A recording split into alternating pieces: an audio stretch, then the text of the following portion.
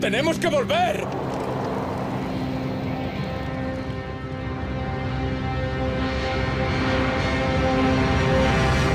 Laboratorio de Investigación de Series. Teníamos que volver.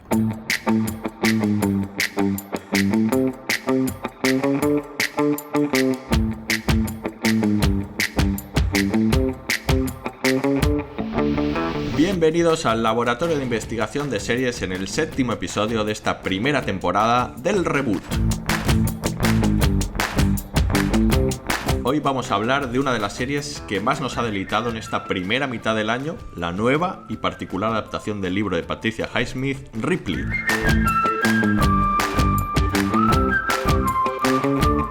Y para esta caraballística labor contamos con los embaucadores del análisis seriéfilo. Con un remo le daría a ella a los que dicen, es que en esta serie no pasa nada. Nos acompaña Aurea Ortiz. Hola, Aurea. Con un remo y les remato luego, efectivamente. Con el cenicero, ¿Qué luego. tal? Efectivamente. Nada, encantada de estar aquí para hablar de esta serie maravillosa. Y lleva mirando destinos seriéfilos para visitar en Italia. Desde que vio la serie también está Miquel Labastida. Hola, Miquel. Pero literal, además, son muy buenas. Luego te voy a dar un tip de sitio para visitar. Total. Y baratito, ya verás. Vale. Y nuestro invitado para este episodio es coorganizador del Festival de Literatura de Género Negro Valencia Negra y escritor de libros como Muerde Almas. Él es Santiago Álvarez. Bienvenido, Santiago. ¿Qué tal? ¿Cómo estáis? Oye, pues ya por fin la leyenda de este podcast ya es, veo que es realidad. Es amplia, ¿eh? Existe. Es gente de verdad que la hace, no inteligencia artificial. Muy bien. Ya teníamos ganas de que vinieras. Muy bien, hombre, yo de venir. Y finalmente, practicando la firma de mis compañeros para unas cosas, al habla David Brieva. Comenzamos. Este podcast contiene spoilers.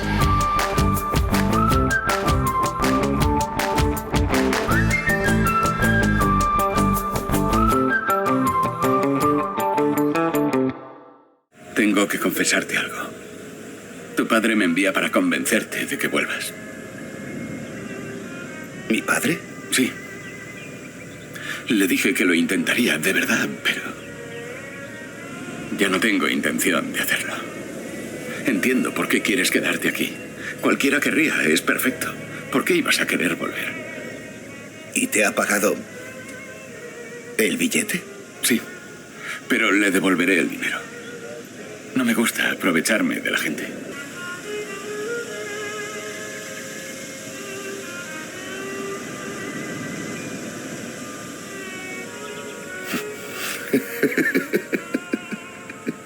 No me creo que hayas hecho esto. Pero en realidad sí.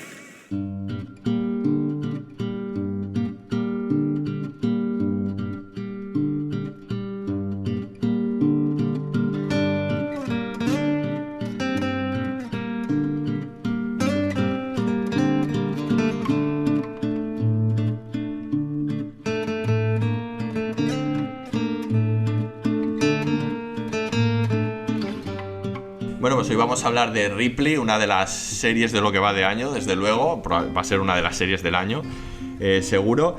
Y como vamos a hablar de la serie, pues primero tenemos que hablar un poco de la novela original de Patricia Highsmith y de algunas otras adaptaciones que ha habido. La novela está publicada en 1955, es el primero de 5 libros que publicó la autora a lo largo de pues prácticamente de toda su vida, porque el último creo que es del 91, o sea que estuvo 30 y pico años escribiendo al personaje. El talento de Mr. Ripley. El talento de Mr. Ripley es la primera, efectivamente, la adaptación que aquí han dejado en sin Ripley, sin Ripley. más, ¿no?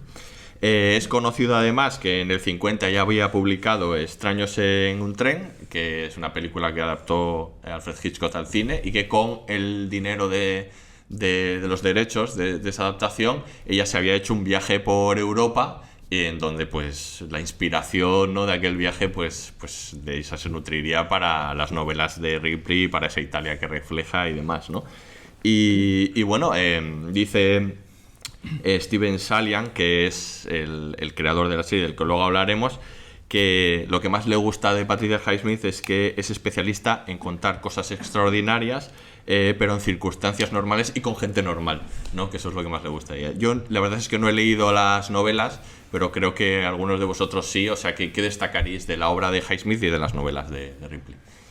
Hombre, cuando se habla de género negro, además yo continuamente se habla de las dos tradiciones, ¿no? De la tradición del whodunit, de la tradición del mystery, que ahora es hijo el thriller últimamente, y que es pues eso, Arthur Conan Doyle, Agatha Christie, etcétera, etcétera, un montón de literatura. Y luego está la otra literatura en la que algunos hablan que está la verdadera negritud, por decirlo así, porque ya no habla tanto del argumento de ese giro de demás, y que viene primero por la parte de Dashiell Hammett y Raymond Chandler, y que luego lleva una extensión, y aquí es donde me detengo, de lo que a mí me interesa más en la novela negra en general, que es la novela negra psicológica, que uno es Jane Thompson y otra es sin duda Patricia Highsmith, que es una maestra del género. Entonces yo me he traído mi ejemplar de A pleno sol, entre paréntesis, el talento de Mr. Ripley, porque me parece muy revelador. Es un ejemplar de 1983 que pillé aquí en la Feria del Libro de Ocasión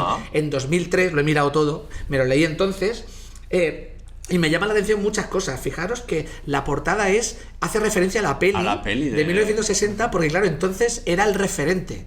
O sea, no existía el talento de Mr. Ripley, la peli, ¿verdad? Y entonces es súper interesante ese tipo de cosas. O sea, hasta tal punto que la novela se llama A pleno sol y entre paréntesis ponen el talento de Mr. Ripley. El título real. Es quinta edición.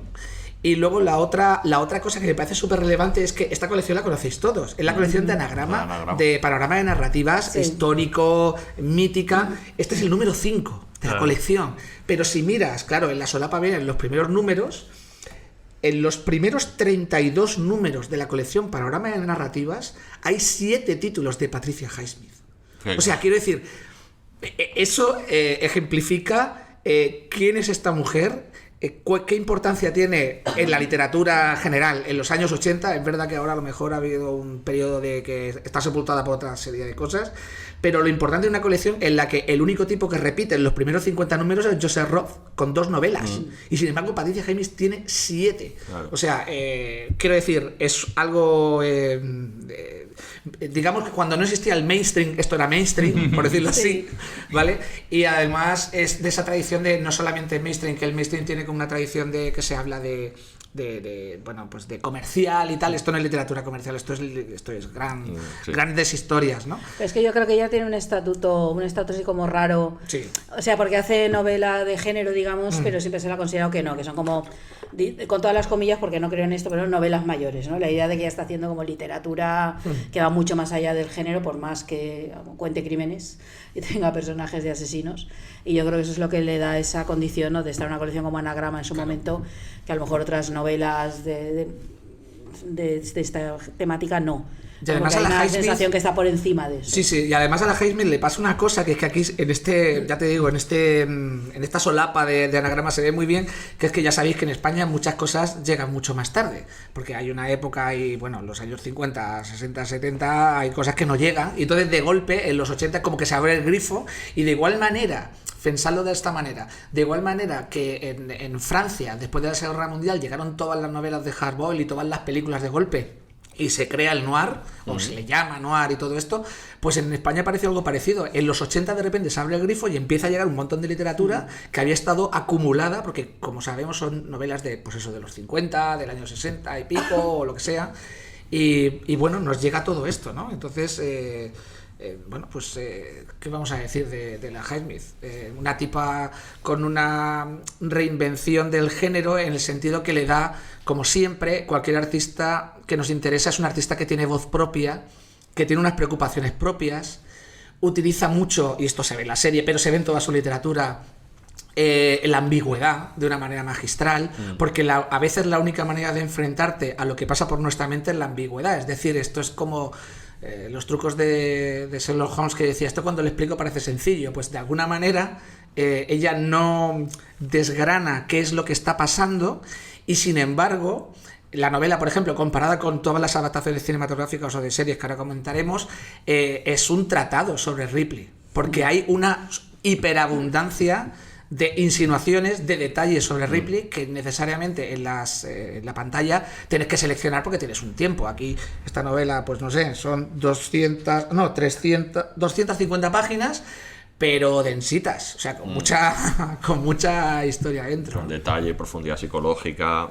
Es que yo creo que esa es un poco la clave de Highsmith, ¿no? con esta novela, el recrear también al personaje, el darle tanto pozo y consistencia, ¿no? Y que el crimen no sea lo importante o no sea lo más importante, sino el personaje. De hecho, es que a medida que van saliendo películas y series donde ocurre eso, que el personaje del asesino está bien escrito, tiene pozo, se explica un poco el por qué llega a adquiere ciertos comportamientos, siempre se la pone ahí de referente. Es que ha ocurrido incluso, estoy recordando la primera temporada de True Detective, esos personajes tan complejos, se hablaba de Patricia Highsmith. Es verdad que quizá hay una generación que no la conozca tanto, porque hubo ahí un momento en los 90, primeros 2000 que las diferentes adaptaciones le dieron gran celebridad, pero es un referente continuo de cuando el personaje, el antihéroe seductor, que fíjate, ella fue muy adelantada, que es algo que luego nos ha seducido más adelante, estaba tan bien escrito y tan bien justificado, ¿no? Sí, bueno, es que es esa idea de lo que decía antes David, ¿no? De llevarlo como a lo cotidiano. Claro, los grandes detectives, ellos están en su mundo y eso es otra cosa. Aquí se trata de toda la ambigüedad moral de la vida cotidiana, ¿no? Que coja un personaje bien particular como Ripley, pero bueno, el tipo no deja de ser alguien que quiere triunfar, ¿no? Que quiere vivir mejor, ¿no? Y lo que pasa es que encuentra un camino y entonces se encuentra con gente por el camino, ¿no? En varias de las novelas y va a creer y nace de eso, de lo cotidiano, no de lo excepcional. Luego es excepcional lo que él hace o lo que pueda contar, pero es así. A mí también yo creo que gustan muchísimo ese tipo de relatos, ¿no? Porque te acercan mucho puedes sentir muy identificado, pues no te puedes identificar con Sherlock Holmes, pero con alguien que quiere medrar socialmente, que se encuentra con ricos por el camino, ¿no? Ociosos, bellos y indolentes, ¿no? Que tienen la fortuna porque les ha caído en suerte y si viven la injusticia y entonces deciden actuar, no sé, ese tipo de cosas llaman mucho la atención. Es como el universo de los hermanos Coen, con un sentido del humor, pero que aquí no está desarrollado de esa manera, tal, pero es lo mismo, es dentro de lo cotidiano, gente normal y corriente que de pronto un día mata a alguien y de pronto eso desencadena un montón de cosas, ¿no? A las que tiene que ir adaptándose como puede, que es lo que hace Ripley, ¿no? Entonces es un poco esa idea, claro que no sé, que yo creo que funciona fenomenal. Además, yo creo que no sé si estamos de acuerdo, que con Highsmith lo que ocurre es que la obra es plena modernidad. Sí. Quiero decir que igual que cuando hablas de Hammer, de Chandler y de otras literaturas, te enfrentas con lo clásico, y lo clásico tiene problemas desde la actualidad. Es decir, pues hay una distancia que hay que salvar, hay otro tipo de contar las cosas, hay otro tipo de valores que se muestran, pero es que leer a Highsmith hoy es completamente moderno, porque claro, está hablando de lo que pasa en nuestra mente, de lo que de muchas adaptaciones o muchas películas, series, etcétera, que estamos viendo ahora, novelas, thrillers psicológicos que se llaman ahora. Ella ya lo está tratando y no pasa de moda su propuesta, ¿no? No, yo creo por la ambigüedad moral y también porque hace un retrato digamos muy crítico de la élite, de las clases altas, de determinadas maneras de vivir, ¿no? Digo, todas sus novelas lo son a través del personaje de Ripley. En la primera, cuando ella logra esa posición social, y luego en las demás tiene que seguir manteniendo de algún modo, a lo que hay es esa crítica en el fondo a la élite, a las formas de vivir de una clase social parásita en general, que vive con cuadros de grandes firmas, que vive en villas y demás, ¿no? Ese mundo al que Ripley aspira y al que llega por la vía que llega. Y claro, yo creo que eso también gusta, ¿no? Que yo creo que esa modernidad de la que hablabas tiene que ver con esto, con que esa visión sigue estando, desgraciadamente, absolutamente vigente. La de esa ambigüedad moral, el crimen y demás está en la base de la riqueza en gran medida, y ella lo cuenta a través de historias particulares y del vehículo que es Ripley, pero hay una mirada muy, muy, muy crítica sobre eso, ¿no? Muy modos de vivir, bueno, basados en ser depredadores, ¿no? Entonces yo creo que eso sigue funcionando también, aparte de que escribe de maravillas, pues, obviamente, esta mujer, y es capaz de definir ahí, ¿no? Y de crear mundos, pues eso, muy ambiguos, muy, no sé, donde no sabes muy bien dónde cogerte, no sé, es que apropia extraños en un tren, es así, ¿no? Entonces no sé, funciona muy bien hoy en día, claro. Pero creo que también tiene mucho que ver con lo que te hace sentir a ti como receptor, ¿no? Primero como lector y después en las adaptaciones como espectador. Y es esa capacidad de que en algún momento en el punto de partida te puedes sentir identificado con el malo, con el criminal.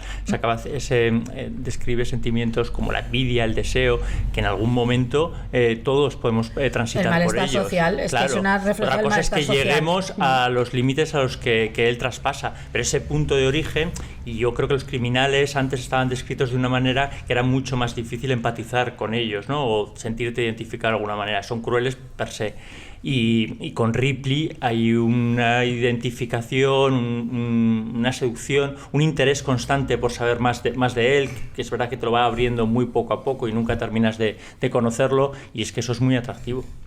Aquí yo creo que Chandler un poco abre el melón en el sentido de que los malos tienen sus partes buenas, sí. Los buenos tienen sus partes malas en literatura, ¿no? Pero lo que cambia, o sea, lo que introduce Patricia Highsmith es esta palabra que ya ha salido un montón de veces y va a salir, y que en la adaptación de Ripley, por cierto, creo que es estelar en ese sentido, que es la ambigüedad. Sí. Tú cuando lees un libro, los escritores siempre decimos que el lector completa el libro, porque no se puede definir todo, ¿no? En una pantalla tú estás viendo todo, pero tú cuando lees tienes que completar de qué color es el pelo del protagonista, porque no lo dices todo, ¿no? Y aquí Highsmith es que juega continuamente con esto. O sea, nosotros podemos leer su novela, tener implicaciones distintas, pensar que Ripley actuaría de una manera distinta o por qué lo hace.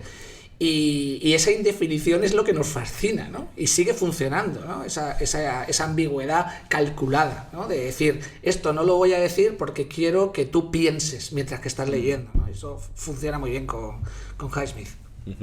Vamos a hablar un poco ahora de anteriores adaptaciones, porque antes de este Ripley ya hay 2 adaptaciones de la novela a cine. Está, como ha anunciado Santi antes, por el libro que tiene, por esa peculiaridad de su libro, está Pleno Sol, ¿no? La película de 1960 dirigida por René Clement, en la que un guapísimo Alain Delon hace de Ripley, también hace de Dickie Maris Rond, y Marie Laforette hace de Marge. Y luego está la otra adaptación, que es la de 1999, muy conocida también, sí. Dirigida por Anthony Minghella y con Matt Damon de Ripley, con Gwyneth Paltrow de Marge y con Jude Law haciendo de Dickie. También aparecen por ahí otros grandes actores, Philip Seymour Hoffman, Cate Blanchett también aparece, ¿no? ¿Qué os parecen estas 2 adaptaciones previas? Yo creo que las 2 están muy bien, son muy... En su momento yo creo que A Pleno Sol sorprendió bastante, ¿no? La adaptación, ese personaje tan amoral, pero bueno, en un momento en el que el cine está en pleno cambio, es una película de los 60 y como cierto aire de la Nouvelle Vague sin ser una película de eso, porque no está metida ahí, pero tiene esa parte, ¿no? Y demás, y claro, la elección de Alain Delon, que era pues probablemente el hombre más guapo del mundo en aquel momento, sin duda, ¿no? Como este asesino fascinante y demás, y la propuesta, ¿no? de la película visualmente también, ¿no? Toda la idea está de la Pleno Sol de manera muy gráfica, ¿no? Todo el rato en la película. Y la otra yo creo que es una buena adaptación, la de Minghella también. A mí me gusta que hayan elegido, digamos, al menos guapo como Ripley. Esto me gusta mucho que hayan... No te esperas a Matt Damon de Ripley. Es yo que creo en comparación que jamás... con la francesa, claro. Que es al revés. Pues no, pero creo que nunca te hubieras esperado a Matt Damon como Ripley en aquel momento, claro, pero Matt Damon tiene ese aspecto de saludable joven americano, ¿no? Con esa sonrisa deslumbrante que tenía y sigue teniendo, porque tiene una sonrisa deslumbrante, pero como de buen chico. El guapísimo Jude Law en este caso. Y han elegido a este, ¿no? Yo creo que está muy bien hecho ese casting y funciona muy bien. Funciona muy bien. Se parecen relativamente, son diferentes, pero se parecen, por ejemplo, en esta idea de sí mostrar este mundo soleado, ¿no? Luminoso, donde todos son bellos, ¿no? Todos los protagonistas. A ti hay mucho erotismo en ambas, ¿no? En las 2 versiones, mucho deseo subterráneo o no tan subterráneo según los casos. Todo eso que aquí no existe, aquí está en la oposición, en la serie. No, digo en la serie Ripley.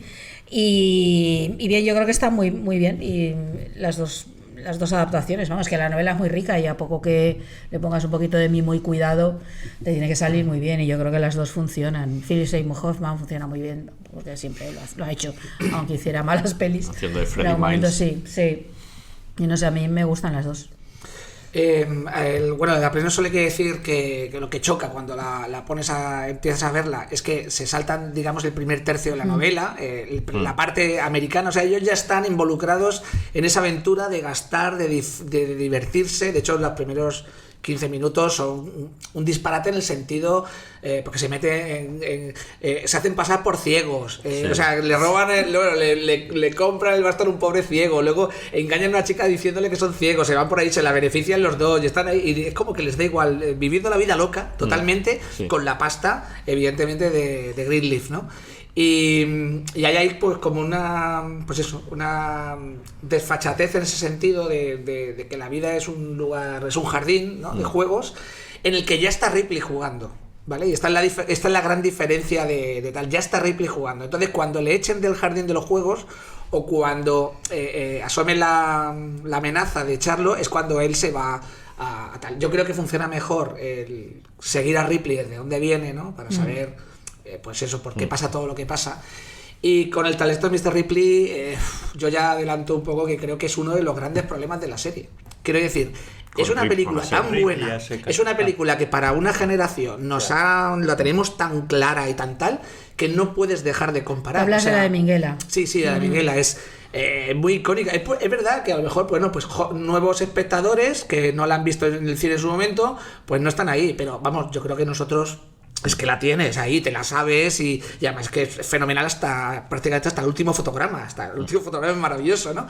Entonces, es una película que parece que sienta las bases de lo que tiene que ser y entonces es algo contra lo que tiene que luchar la serie, me parece, ¿no? O en la mente de muchos espectadores, me refiero, ¿no? Y bueno, pues no sé, la película es maravillosa con esos momentos de tubo falo-americano y pues esa fiesta tan interesante, ese Greenleaf tan efervescente que hace Jude Law, que es maravilloso, que no lo tiene ninguna adaptación, me parece, y creo que es uno de los grandes éxitos de la película. Con ese, como tú decías, con ese buen chico que es Matt Damon, que además es que, si lo piensas, claro, Alain Delon y Matt Damon tienen que parecer buena gente, porque claro, son gente que se basa en el engaño. Claro. Entonces, si va alguien con mi cara, que a lo mejor yo tengo mala pinta, pues dices, no, de este no me fío, pero tendrías que fiar de un buen chico, ¿no? De un buen chico. Y entonces, desde luego, Matt Damon lo es y Alain Delon también, ¿no? Así que, bueno, pues son películas que resisten el paso del tiempo de manera distinta. Quiero decir, porque son películas de décadas muy distintas, hay 40 años de diferencia, que se dice pronto, y yo qué sé, yo creo que hemos visto las dos hace poco todos, ¿no? Y las seguimos viendo bien, ¿no? No, el talento de Mr. Ripley, yo la volví a ver recientemente a propósito de la serie y la recordaba muy bien y ahora entendí por qué la recordaba también. Y a pleno sol también, es verdad. Es verdad que la propuesta, como tú dices, del talento de Mr. Ripley nos marcó un poco generacionalmente, ¿no? Y coincido contigo y adelanto en que me costó mucho dejarla de lado para empezar a disfrutar de la serie. Creo que es uno de los grandes atrevimentos de la serie, es no tener complejo en hacer una propuesta completamente diferente, aun sabiendo que se iba a comparar con aquella, pero yo creo que coge los mimbres y dice voy a hacer lo que yo quiero hacer, y a veces hay espectadores a los que no nos cuesta y otros a los que no tanto, como seguramente debatiremos por aquí. Y tengo un poco que añadir, es que son dos películas muy seductoras, sí, ciertamente. Es la palabra. Y fíjate, ahora como las he revisado recientemente, me sorprende su capacidad, o sea, que todavía sigan siéndolo, con todo lo que hemos visto y siendo ya un espectador mucho más experimentado, me lo siguen pareciendo. Todos los personajes están muy bien y todos tienen ese punto, y esa ambigüedad de la que estamos hablando recorre las dos películas por todos los lados, y eso te hace, porque la ambigüedad en el fondo es seductora, y eso te hace entrar mucho, porque quieres un poco, te dejas llevar por cada uno de ellos, por sus motivaciones, y eso me gusta mucho. Y adelanto que las motivaciones de los personajes en Ripley me interesan al principio mucho menos, y yo creo que es un poco de la clave entre la diferencia entre las dos películas y la serie. Yo creo que sobre todo en la de Minghella hay una parte de quiero formar parte de ese mundo. Hombre, Que total. obviamente en el Ripley de la serie eso No. no está ni siquiera buscado, por supuesto. Pero en esa sí, esa parte de ese hedonismo, esa vamos a vivir, ¿no? Despreocupadamente, de ese quiero formar parte de ese verano grupo, ¿no? constante Quiero de la estar ahí, vida. sí. O sea, quiero decir, quiero Sí, pertenecer exacto. a ese Eso verano está constante. eso se con transmite ese muy bien. sol, ese mar, todo. Sí. O sea, quieres vivir ahí, claro. Yo he visto las dos series hace poco y Películas. las dos películas hace poco y la verdad es que yo os llevo a la contraria. Para mí me parece que la serie le da sopas con ondas a las dos. Me llamó mucho la atención de la primera, de la de A Pleno Sol, esto que decía Santi, ¿no? Que elimine totalmente el background inicial de Ripley. Creo que eso hace el personaje bastante menos rico, la verdad, y menos interesante, que aparezca ya directamente, ¿no? con Dickie festejando, y que el asesinato de Dickie sea una cosa casi del inicio, casi con muy poco trabajo anterior, ¿no? También me parece que... Pero creo que eso lo dices porque has visto las Sí. posteriores. Quiero decir, Bueno, yo creo que en ese momento eso es muy sorprendente. Sí. O sea, porque te pilla También es a verdad que es desmano. la menos fiel en ese sentido a la novela, o la que menos trabaja lo que hace la novela, que es ese trabajo psicológico del personaje. Y creo, por eso lo defenderé luego, que la serie es la que mejor lo hace. Ese trabajo psicológico, ese monólogo interior de Ripley que está en la novela, no lo trabaja nadie tan bien Yo estoy de acuerdo como la contigo. serie.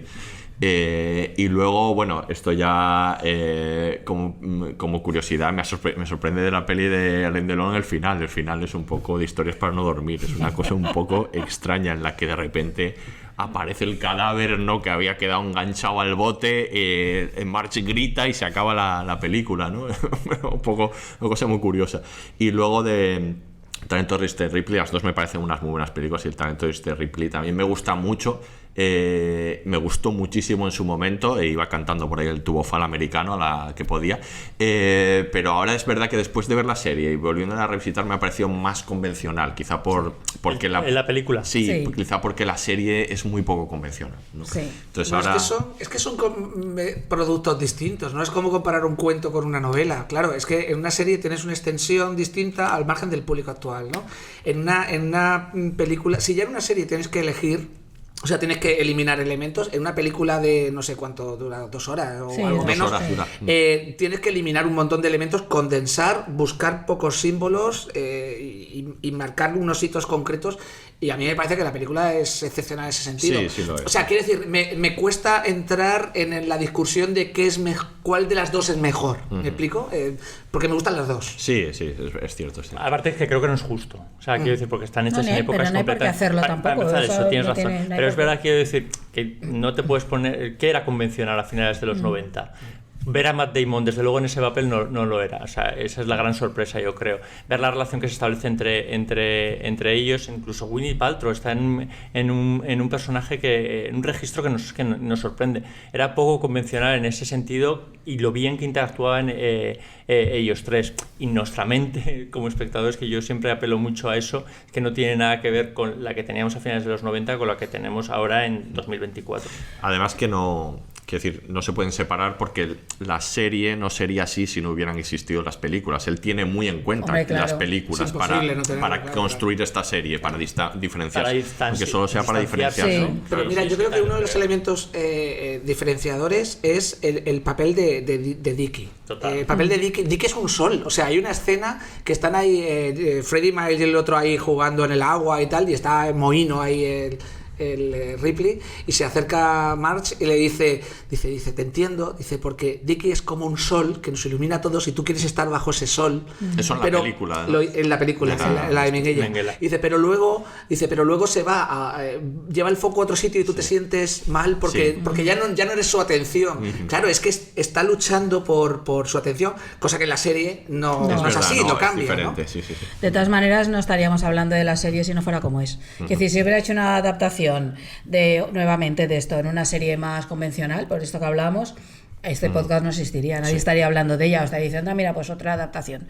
Yo creo que justamente lo que le da enorme valor es que es absolutamente singular la serie y coge un material de partida con el riesgo que supone que mucha gente no solo ha leído la novela, sino ha visto las adaptaciones, sobre todo la de Minghella, y la tiene en su cabeza, como habéis dicho, sí que forma parte del imaginario de toda una generación, y dice, no, nada que se parezca a esto, y además os tiene que fascinar, y nos fascina. Vamos a hablar ahora de su peculiaridad, pero primero hablemos un poquitito, que se lo merece, del creador de la serie, que es Steven Zaillian, y que tiene a sus espaldas una producción tremenda, absolutamente tremenda. Como guionista, como un gran guionista, ha trabajado con grandísimos directores. Tiene el Emmy, el Oscar a mejor guión por La lista de Schindler, en la que trabajó con Spielberg. Trabaja con Brian De Palma también en Misión Imposible, con Sidney Pollack en La intérprete, con Ridley Scott en Hannibal, por ejemplo, que a mí es una peli que me gusta mucho, y American Gangster.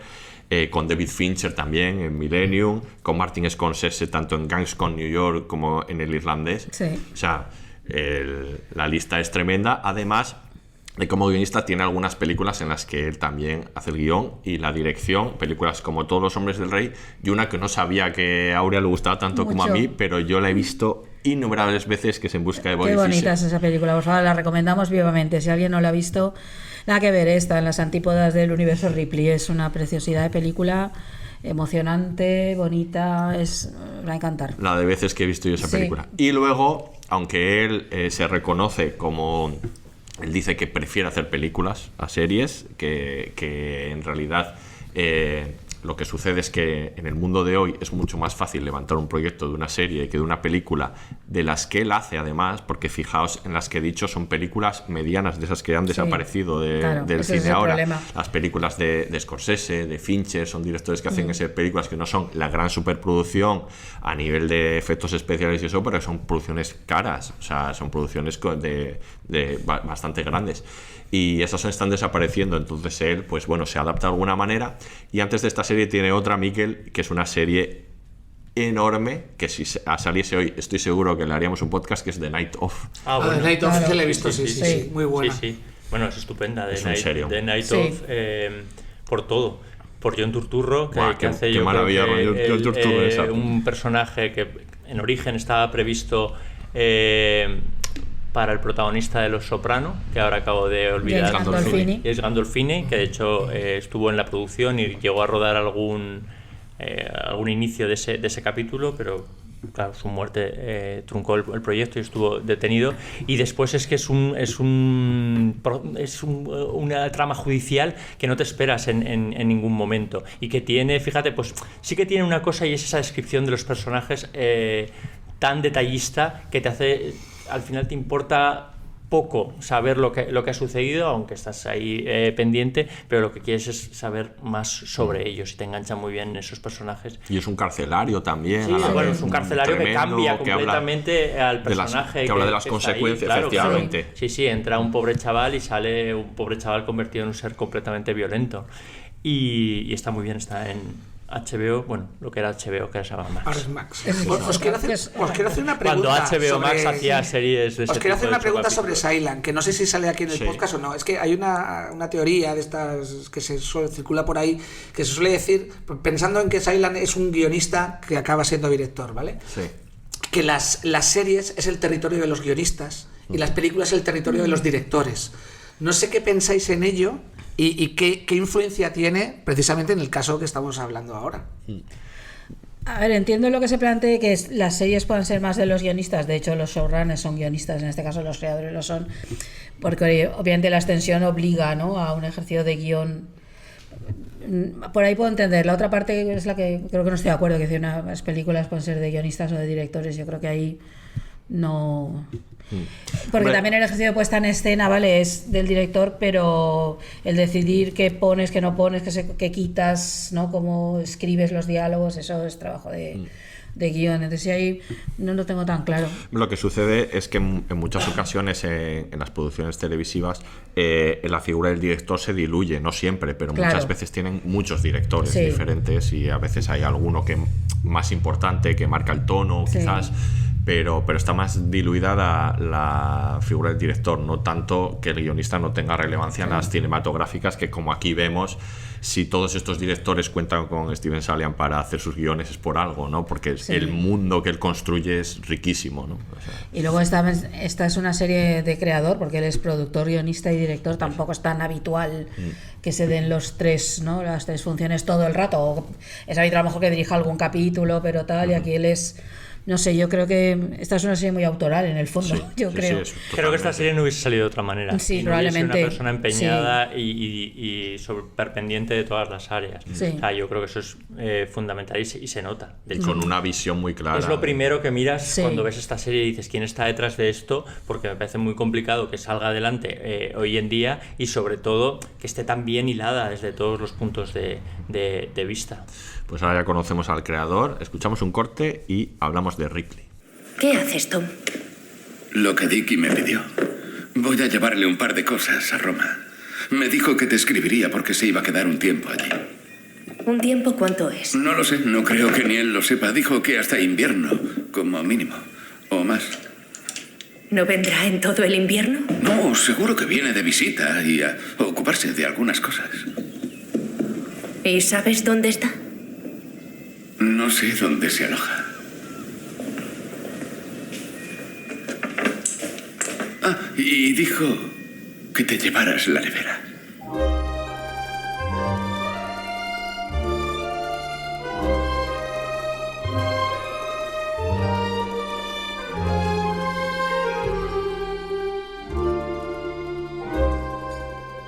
Muy bien, pues vamos a hablar de esta propuesta tan particular que es Ripley. Es una serie que ya lo primero que sorprende es que sea una serie que esté en Netflix. Sí. Y es que no iba a estar en Netflix, era una serie para Showtime. Es que no le pega nada, ¿no? Que Showtime, que finalmente Showtime lo aceptó porque supuestamente estaba en una especie de reestructuración y Netflix enseguida pues dijo, yo la quiero, a mí me interesa, ¿no? Sorprendentemente. Es una No, serie... pero bueno, Netflix tuvo Roma de Cuarón. Sí. A mí de repente no sé por qué bueno, sí que sé por qué, obviamente, por el blanco y negro. Sí. Hay que decir que Netflix hace esas cosas raras de vez en cuando. Sí, es una serie que a la crítica le ha encantado, al público parece que no tanto, no sabemos si va a tener posibilidad de hacer otra segunda temporada porque no es una serie para... Bueno, aclaremos, yo creo que al público que la ha visto sí le ha gustado, pero no al público de Netflix habitual. Sí. Es, digamos que no ha tenido grandes cotas de audiencia. Aquí habéis dicho una cosa que creo que le ha dicho David, que dice que qué raro que la haya hecho Netflix. Sí. Creo que en parte es eso, ¿no? Sí. O sea, creo que es un intento de Netflix de adquirir prestigio, ¿no? Y ya lo ha hecho otras veces, tú lo has dicho con Cuarón, con Scorsese y tal, pero son películas que tienen un visionado corto, aunque el irlandés la vimos como si fuera una serie, yo la vi en tres veces, pero bueno. Pero sí que es un intento, creo que consciente de adquirir prestigio, ¿no? Entonces, claro, es una apuesta arriesgada, conociendo lo que tiene Netflix y bueno, pues los datos dicen que evidentemente a nivel comercial y pues de no éxito ha sido un batacazo tremendo. No ha funcionado, ¿no? Pero porque Netflix se pone ella misma la trampa. Palos en las ruedas. Claro. Efectivamente. Quiero decir, desde el punto de vista de que para ella un éxito es que se vean todos los capítulos seguidos, el tiempo de consumo en una primera visionado tiene que ser X, o sea, bastante elevado. Claro, esta serie contradice ese tipo de consumo. El consumo de Netflix no se puede medir a través de esta serie. Entonces yo creo que el error es de Netflix, ellos harán lo que quieran, buenos son, sería medir esta serie en los mismos parámetros con los que miden otros formatos que tienen, otros títulos que tienen en su catálogo. Creo que esa es la trampa. Pero de todos modos, Netflix de vez en cuando hace estas series, o sea, quiero decir, esto que dices, yo estoy pensando, por ejemplo, en Así nos ven, que es una serie excepcional, Mi reno de peluche, Creedme, son series como que se salen un poco de lo que entendemos que es Netflix, ¿no? Ese consumo rápido y sobre todo poco reflexivo. Sí. Es verdad que aquí es una apuesta mayor porque apuestan directamente a la paciencia del espectador y a la reflexión, le invitan a reflexionar, que parece que es algo que Netflix no invita mucho. Yo considero que debe medirla por otros parámetros. porque desde luego esos parámetros del jueves, medir enseguida cuánto tiempo de consumo ha hecho la serie es muy complicada. Y esto de que se vea el siguiente capítulo inmediatamente, pues es que... Es que en esta serie no quieres ver enseguida el siguiente capítulo. A veces porque no te apetece, porque te cuesta engancharte, o a veces porque quieres saborear el capítulo que has visto. Es que es una serie muy de disfrute una vez le pillas el Claro, punto. es que hay una cuestión, yo como usuario, no tan experto como vosotros, pero bueno, yo sí soy muy usuario de librerías, por ejemplo. ¿Cuál es el problema de que vas a una librería? Que necesitas un prescriptor. ¿Por qué? Porque tú llegas aquí, donde estamos ahora mismo, y digo, es que no sé qué coger. Entonces yo voy, le pregunto a David, dime cuál es el cómic que me conviene. Y David, como me conoce, tal. Y en las series, ¿cuánto tiempo hemos perdido de nuestras vidas en el catálogo de las plataformas mirando a ver qué tal? Entonces, ¿cuánta gente ve una serie y dice, vamos a ver 15 minutos a ver qué tal? Y claro, si haces eso con esta, te equivocas. Bueno, es que simplemente con que veas que es en blanco y negro, eso ya te va a echar atrás directamente. Ahora hablaremos un poco de los efectos del blanco y negro, pero bueno, como decía Aurea, es una serie de autor absoluta. Todo el guión de todos los capítulos está hecho por Saiyan y también la dirección.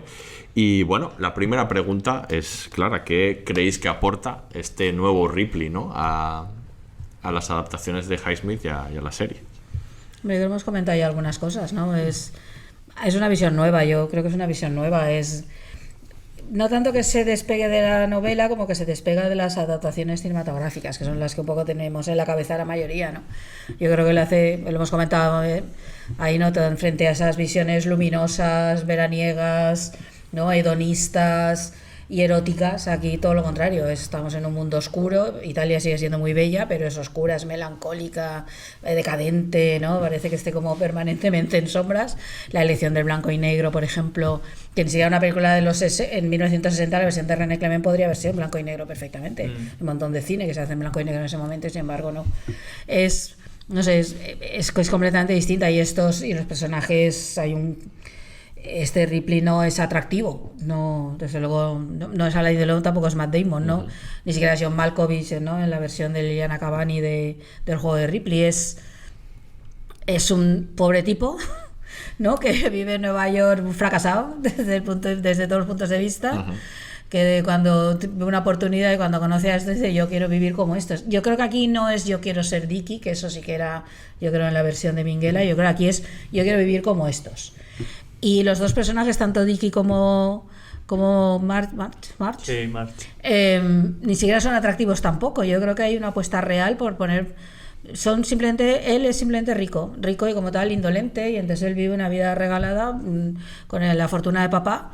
Y ni siquiera es especialmente atractivo, ¿no? Entonces, pero en ningún sentido. En ningún sentido, ni psicológicamente, no hay nada. El sol este que decías antes, no, aquí no está. Entonces yo creo que es aporta una mirada nueva, diferente. Hay una como adaptación del personaje y de ese mundo, aunque se mantenga en los años 60. Sí.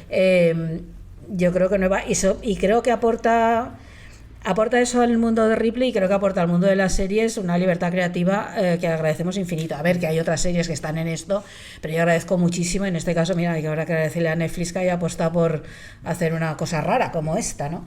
Pero el ritmo, eso que llaman una peli lenta, ¿no? Esto es que es muy lento, pues sí, deliberadamente. Dale con el remo, Aurea. Ahí, no sé, el ritmo, el blanco y negro, esa planificación tan exquisita que tiene, esos encuadres, es que es... pues aporta eso, una creatividad enorme que yo agradezco mucho. Yo creo que todos nos quedamos muy pasmados al verla. ¿Pero esto qué es? Supongo que todos hubiéramos picado en Ripley porque nos gusta el personaje y a ver qué han hecho. Claro, de pronto te quedas ahí como un momento, pero esto, ¿dónde estamos? ¿No? El blanco y negro era en 2024, ¿no? Cuando ni siquiera en los 60 se plantea. No sé, a mí es que me gusta mucho, se nota, ¿no? Evidentemente me parece absolutamente fascinante. No podía dejar de mirar. Tiene una cualidad hipnótica esa serie, no puedes dejar de mirar. Y Ripley, quiero más Ripleys de Andrew Scott. Yo creo que la ventaja de ser una serie, ¿no? Él decía que jamás hubiera aceptado la propuesta que le hicieron si fuera para adaptarla de nuevo a película. Hubiera costado mucho hacer una propuesta para él así. Eso no tendría sentido, que lo que él vio enseguida cuando se lo propusieron era la idea de sacarle todo el jugo a la novela que tiene y que y que experimentase el público las sensaciones que tenía él al leerla, ¿no? Y entre ellas estaba, por ejemplo, dice que no hubiera podido hacer nunca una escena en un asesinato y posasesinato de 25 y 31 minutos como ha habido, eso en una película, eso no se puede hacer, eso solo te lo permite una serie de televisión, ¿no? Por otro lado, él dice que lo enfocó todo el tiempo como si fuera una película larga, esto lo hemos oído en muchas ocasiones, pero en este caso es verdad, él dice que no se preocupó hasta después de encontrar los momentos para los cortes entre capítulos, que él guionizó una película larguísima y que luego ya se preocupó de que fueran hasta cierto punto naturales esos momentos de corte, ¿no? Y que lo encaró en todo momento a nivel de producción como una película, ¿no? Luego es verdad que la calidad y el rodaje, la propia fotografía, que de luego hablaremos de quién la hace, son los de una película de gran presupuesto, y no como muchas otras series, no por desmerecer las series, pero muchas otras series que descuidan mucho ese aspecto, ¿no? Pues yo sí hizo eso, lo de verlo como una película larga y posteriormente dividirla. Fíjate, me parece mal. Tengo ciertas dudas. No lo voy a contradecir, pero desde luego se lo hizo de una manera brillante, porque no se nota. Normalmente se nota muchísimo. Y yo le compraría la idea de que hizo cada capítulo como una película, porque creo que cada capítulo tiene su fuerza suficiente y su cuerpo suficiente como para actuar por sí mismo, ¿no? Y aparte es que son como...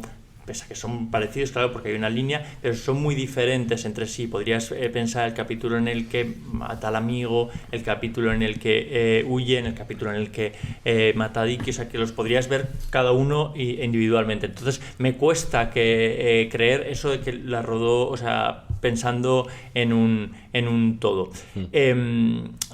Yo ya lo he avanzado antes, me costó en un momento entrar en la serie porque partía de que estaba buscando todo lo que me había dado, sobre todo la película anterior. Entonces, claro, eso me desconcentraba, o sea, Dickie me parecía la persona menos atractiva del mundo. Es que lo es. No entendía la fascinación más allá de su dinero. Me perdía con Ripley, o sea, me costaba mucho verlo, entenderlo. La propia actuación de Andrew Scott no respondía a una lógica que mi cabeza procesase bien. Creo que hay un punto importante para mí en la serie, y es la muerte. Una vez muere Dickie, o sea, quiero decir, lo asesina, y Ripley se independiza. Para mí igual ya había entrado directamente en la propuesta, pero para mí el personaje gana muchos enteros. O sea, de repente entiendo sus motivaciones, me empieza a parecer un personaje, bueno, no las entiendo tampoco, pero de alguna manera ya se las había comprado, ¿no? Y empieza a ser un personaje que me interesa, y estoy todo el rato pensando hasta dónde irá y cómo lo hará.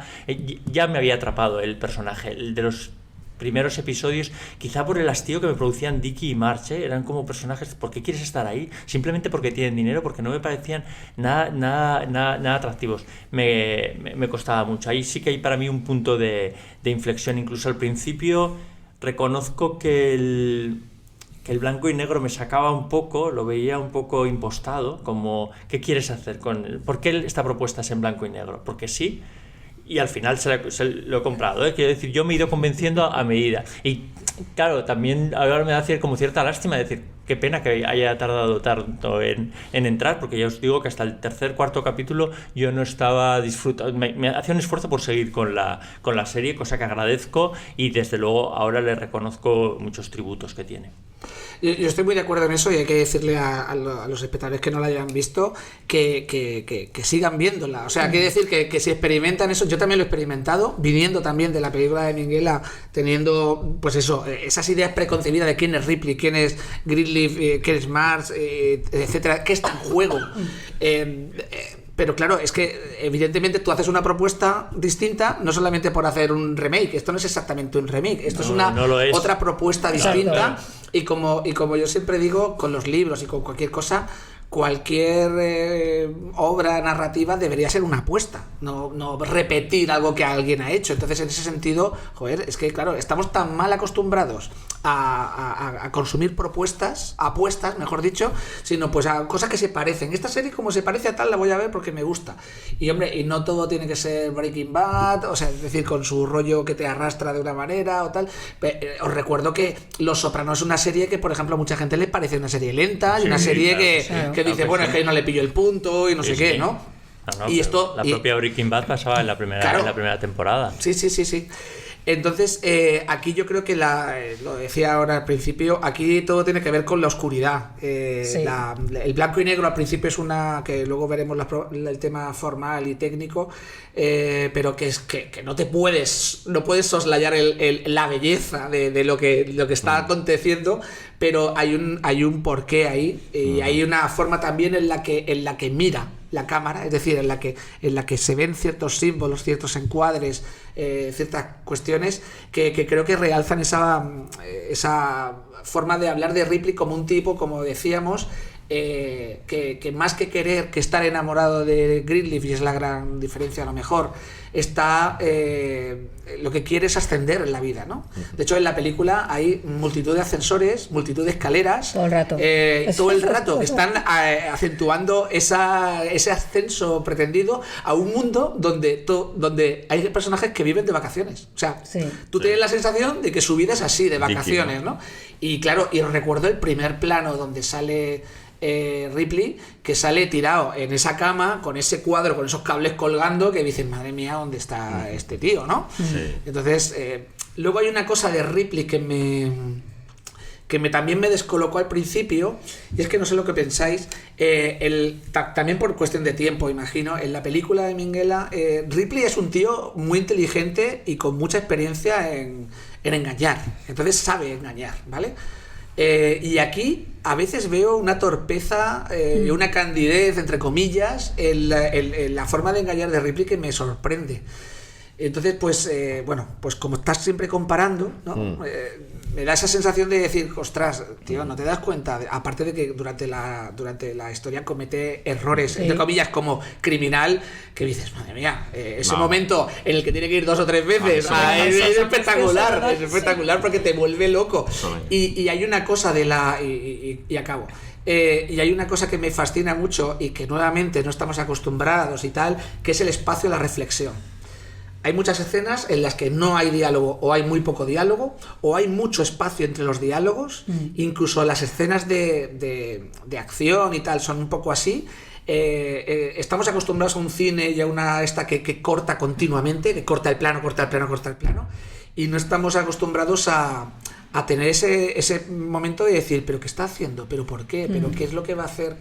Y creo que en ese sentido la serie también tiene esa apuesta, ¿no? Es muy arriesgada la serie, sí. A mí se me atrapó. Ese fue el capítulo que me atrapó. El capítulo en el que mata al amigo, tiene que ir, volver. Todas esas secuencias rodadas en el ascensor para arriba, para abajo. El gato, que me parece fascinante. Yo ese capítulo lo disfruté muchísimo, reconozco. Pero es que yo creo que Ripley está como aprendiendo, ¿no? Este Ripley es... Porque cuando sea al principio, vale, que es un experto que engaña, pero hace engaños como de un poco chicha y nabo. A ver, lo que lo vemos es ahí, ¿no? Con lo de los cheques, con lo que está en Nueva York, porque no iba con un plan preconcebido. Claro, yo creo que él va allí y allí de pronto dice, pues eso, que yo quiero vivir como estos, que caramba, estoy todo el rato de vacaciones. Entonces yo creo que está sobre la marcha aprendiendo y nosotros con él, y entonces esas torpezas que yo creo que están muy marcadas en la serie, a mí eso me gusta mucho porque es como va, claro, es muy frío, él es muy frío, este personaje muy frío, además es muy hermético y tú no sabes qué está pensando, aunque está clarísimo que está pergeñando algo y no en el buen sentido, pero y entonces lo que hace es pues ir aprendiendo sobre la marcha, claro, porque este engaño no tiene nada que ver en dimensión con los engaños que hacía antes. O sea, esto de los cheques y tal es, bueno, nada, esto es un engaño gigantesco. Se va a hacer pasar por otra persona, tiene que, ¿no? Acaba matando al tipo, tiene que engañar a un montón de gente muy rica, y no es de la misma índole. Entonces yo creo que Ripley va aprendiendo, de ahí también todas las escaleras que suben, pero que también pueden bajar, todo el rato encuentra bifurcaciones, está lleno todo el rato, se encuentra en caminos que se bifurcan y tiene que decidir, visualmente aparecen todo el rato así, ¿no? Esa idea, caminos muy tortuosos, que es como su propia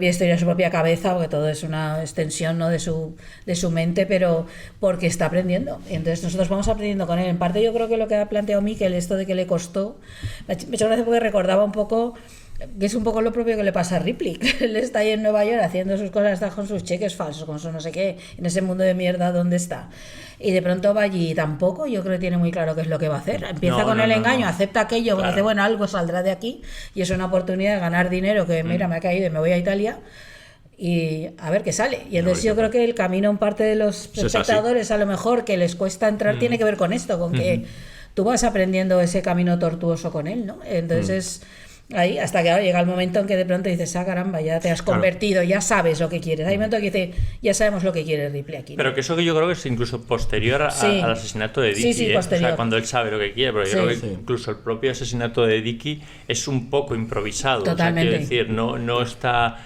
y torpe. Y torpe, totalmente. Planeado, o sea, quiero decir, hasta el plan él lo tiene ya una vez ha pasado eso y ya alquila su primer apartamento y... Él lo que va haciendo es como unir los puntos. Se crea a sí mismo, ¿no? Sí, y va como uniendo los puntos, igual que hacemos nosotros. Ve un Picasso, ve un tal, y entonces va como uniendo los puntos de pues este mundo. Yo creo que hay algo ahí, ¿no? Y toda la serie está construida sobre esa idea del crecimiento de él como... Bueno, se va convirtiendo en el personaje, ¿no? Y claro, eso sí que lo permite la serie. Lo que hablábamos antes, a la hora de construirlo, una película es mucho más difícil de mostrar, o tienes que hacerlo pues con mucha elipsis y como eligiendo muy bien, y aquí te permite pues esto que llaman tiempos muertos, ¿no? Estos tiempos de reflexión que tú decías, donde le ves mirando, ¿no? O le ves y tú sabes que está ahí haciendo su... Es que a mí eso me gusta muchísimo de la serie. De hecho, lo que decía Miquel, que no lo entiende, yo lo disfruto muchísimo porque pasas mucho tiempo con él, mucho tiempo en silencio, y todo ese juego que establece con el espectador de intentar entrar en su mente y de entender lo que está pensando y todas esas conexiones que dice ahora que está haciendo y cómo soluciona la cagada que ha hecho, a mí es lo que me gusta, o sea, intentar entender esa mente. Luego me gusta mucho de la serie que en esta adaptación nos dé ese background, ¿no? de Nueva York, incluso aparece el elemento de su tía, que eso no aparece, que eso está en la novela pero no aparece anteriormente, ¿no? A mí todos esos elementos me gustan mucho, o sea, intentar como aventurarte en su mente a ver qué está pensando. Y luego es verdad que dice Salian que él en realidad no es un asesino, que en realidad su mayor arma, la que en lo que de verdad es bueno, es en mentir, que él es un mentiroso. Entonces él lo que hace, digamos, es, y se ve muy bien en todos esos momentos de silencio post asesinato, está todo el rato como tratando de organizar mentalmente sus mentiras. Totalmente. O sea, intentando no contradecirse, establecer los planes para ver cómo miente y cómo no desdecir lo que ha hecho cómo antes. Encaja todo. Y tú estás con él en ese juego. A mí me gusta mucho ese juego que establece. Además, este Ripley es un Ripley que aspira a la serenidad. O sea, hay planos largos. Eso es. Sí. Hay planos largos en los que él se le ve asomado al balcón y está simplemente disfrutando de no tener que preocuparse porque tiene dinero cubierto, sabe dónde tiene dónde dormir y tal, y además en un buen sitio, ¿no? Y eso pasa en cualquier sitio en el que va. Él solo quiere, entre comillas, que le dejen tranquilo vivir bien, ¿no? Sí. Porque al contrario que Matt Damon, que es como más nerviosete, ¿verdad? Como muy nervioso, tiene como un ansia de conseguir cosas, y el Andelon, pues que tiene también un ansia muy evidente. Este Ripley de Andrew Scott es más así, es más quiere estar tranquilo. Sí, quiere vivir bien, quiere vivir como Dickie, poder estar tumbado ahí en una hamaca y no preocuparse de nada. Luego es muy antisocial, él le gusta estar solo, ¿no? Él le gusta ir tomarse su copa de vino, está solo, tranquilo, o sea, le gusta como estar en soledad. Y en las fiestas cuando está, todas las conversaciones acaban excusando, como porque dice, mira, ya me estoy cansando, me voy. No, y aprende a ser rico. Hay un detalle, por ejemplo, en los batines que compra para llevarle Qué bueno, eso allí, y que lo otro le parece un espanto. Entonces él va reconociendo por qué ese batín efectivamente es un espanto que jamás se pondría a alguien de la categoría social de Dickie. Pero le jode que le digan que es un espanto. Claro, porque claro, es que luego es verdad que el Salian dice que se ha interpretado a Tom como un escalador social y que él nunca lo ha visto así en las novelas, que él solamente cree que es un tío que ha tenido una vida de mierda y que lo único que quiere es vivir bien, y que no aprecia, como el resto de personajes que aparecen, en realidad no aprecia las cosas por su estatus, sino por su belleza, o lo que él cree que es su belleza, sea un cenicero o sea un batín o eso. Él y en la serie está muy bien eso, como él contempla cuando va a ver los Caravaggio, cuando tal, o sea, él tiene su propio concepto de la belleza, pero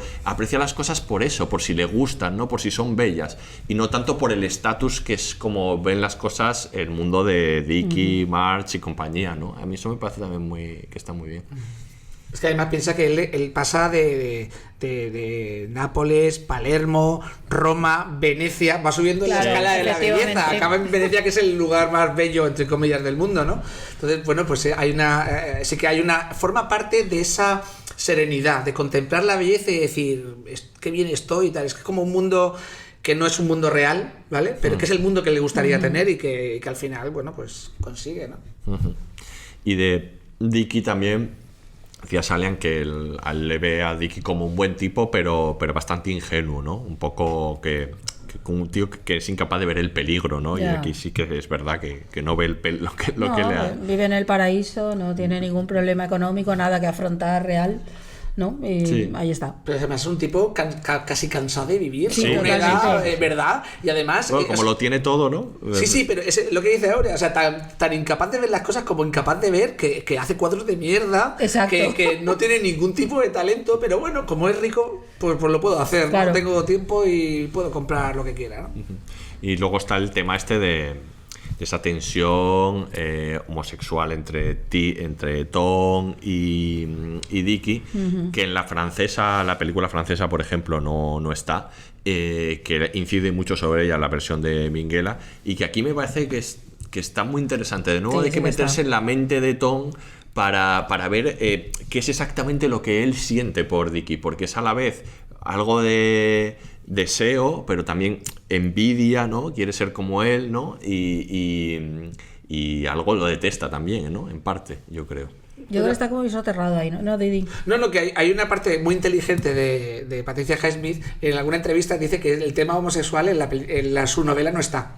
¿Vale? Es muy Sí. inteligente decirlo porque en esa ella época- no dice nada, pero no hace falta que lo diga, ¿no? Claro. Y está ahí. Y hay un plano que, no es por contradecirte, pero el plano que más me ha inquietado de A Pleno Sol Sí. es ese que está contra el espejo, Alain Delon, después de haber Sí. visto Imitándole.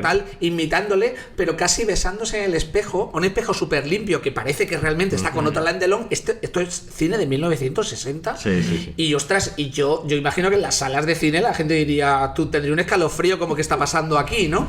Entonces hay algo ahí, ¿no? Sí, está soterrado, sí. Y aquí lo que hay, claro, la discusión yo creo que tenemos es si quiere a Dicky o quiere ser él, ¿no? Y por eso el anillo, su símbolo de la pluma. ¿Por qué Sí. coge la pluma? Porque quiere poseer esa... O sea, no necesita la pluma para hacer la firma. Podía hacerlo con cualquier pluma, nadie distingue una pluma u otra así.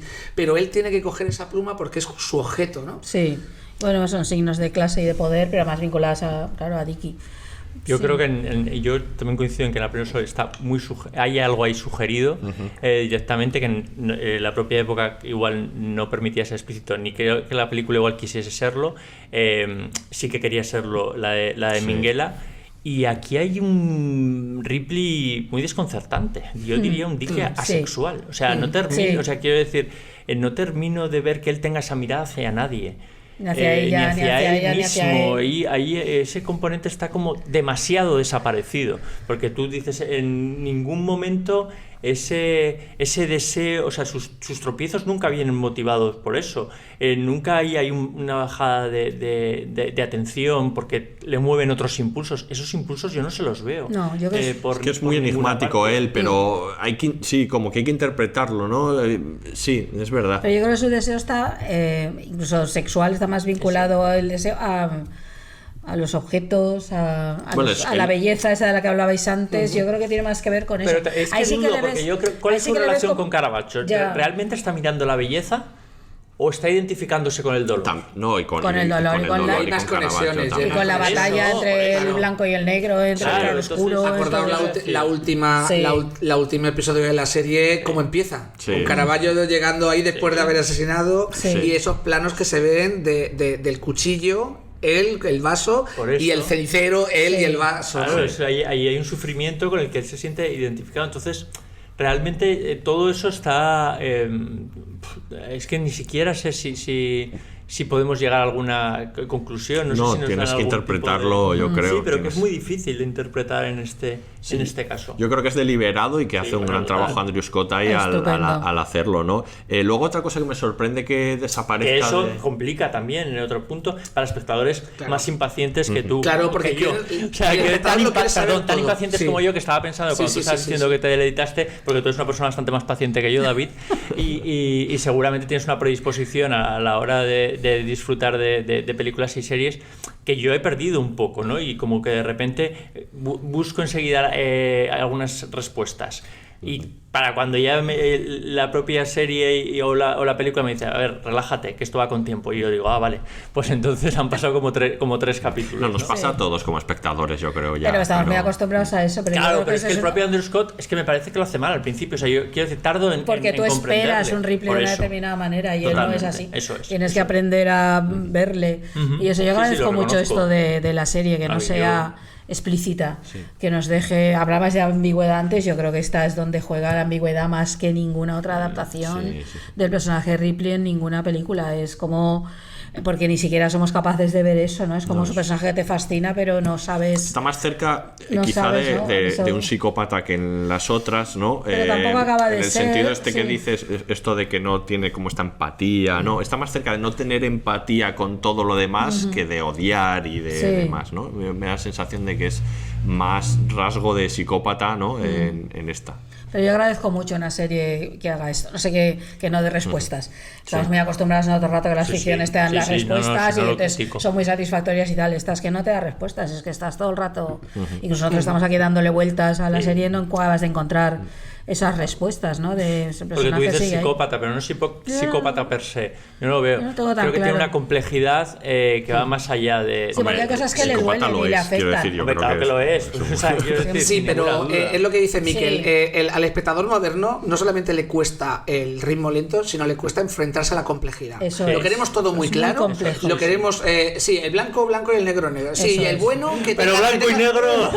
A ver, y el bueno que tenga sus defectos, sí, y el malo que tenga cosas buenas, sí, pero que estén como claramente para que yo las pueda distinguir. Nombrar. Correcto. Sí, entonces nos angustia decir, por ejemplo, y lanzo una cosa, ¿qué significado exacto tiene el primer plano de la serie, que es cuando él baja la escalera arrastrando el cadáver de Freddie Miles, se detiene y sigue?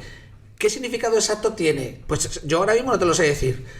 Vosotros a lo mejor tenéis una teoría o no lo sé, pero el simple hecho de que eso esté ahí ya a mí me genera una inquietud que hay que también superar, porque esto es una serie que te va abriendo melones continuamente de ese tipo, de que te pueden desconcertar. Yo no sé por qué está pasando esto, pero es que el arte es así, es que tú miras un cuadro y tú no entiendes todo el cuadro, a no ser que hayas estudiado historia del arte o tengas un señor al lado que te diga, mira, es que el gato de abajo y es la pereza o no sé qué.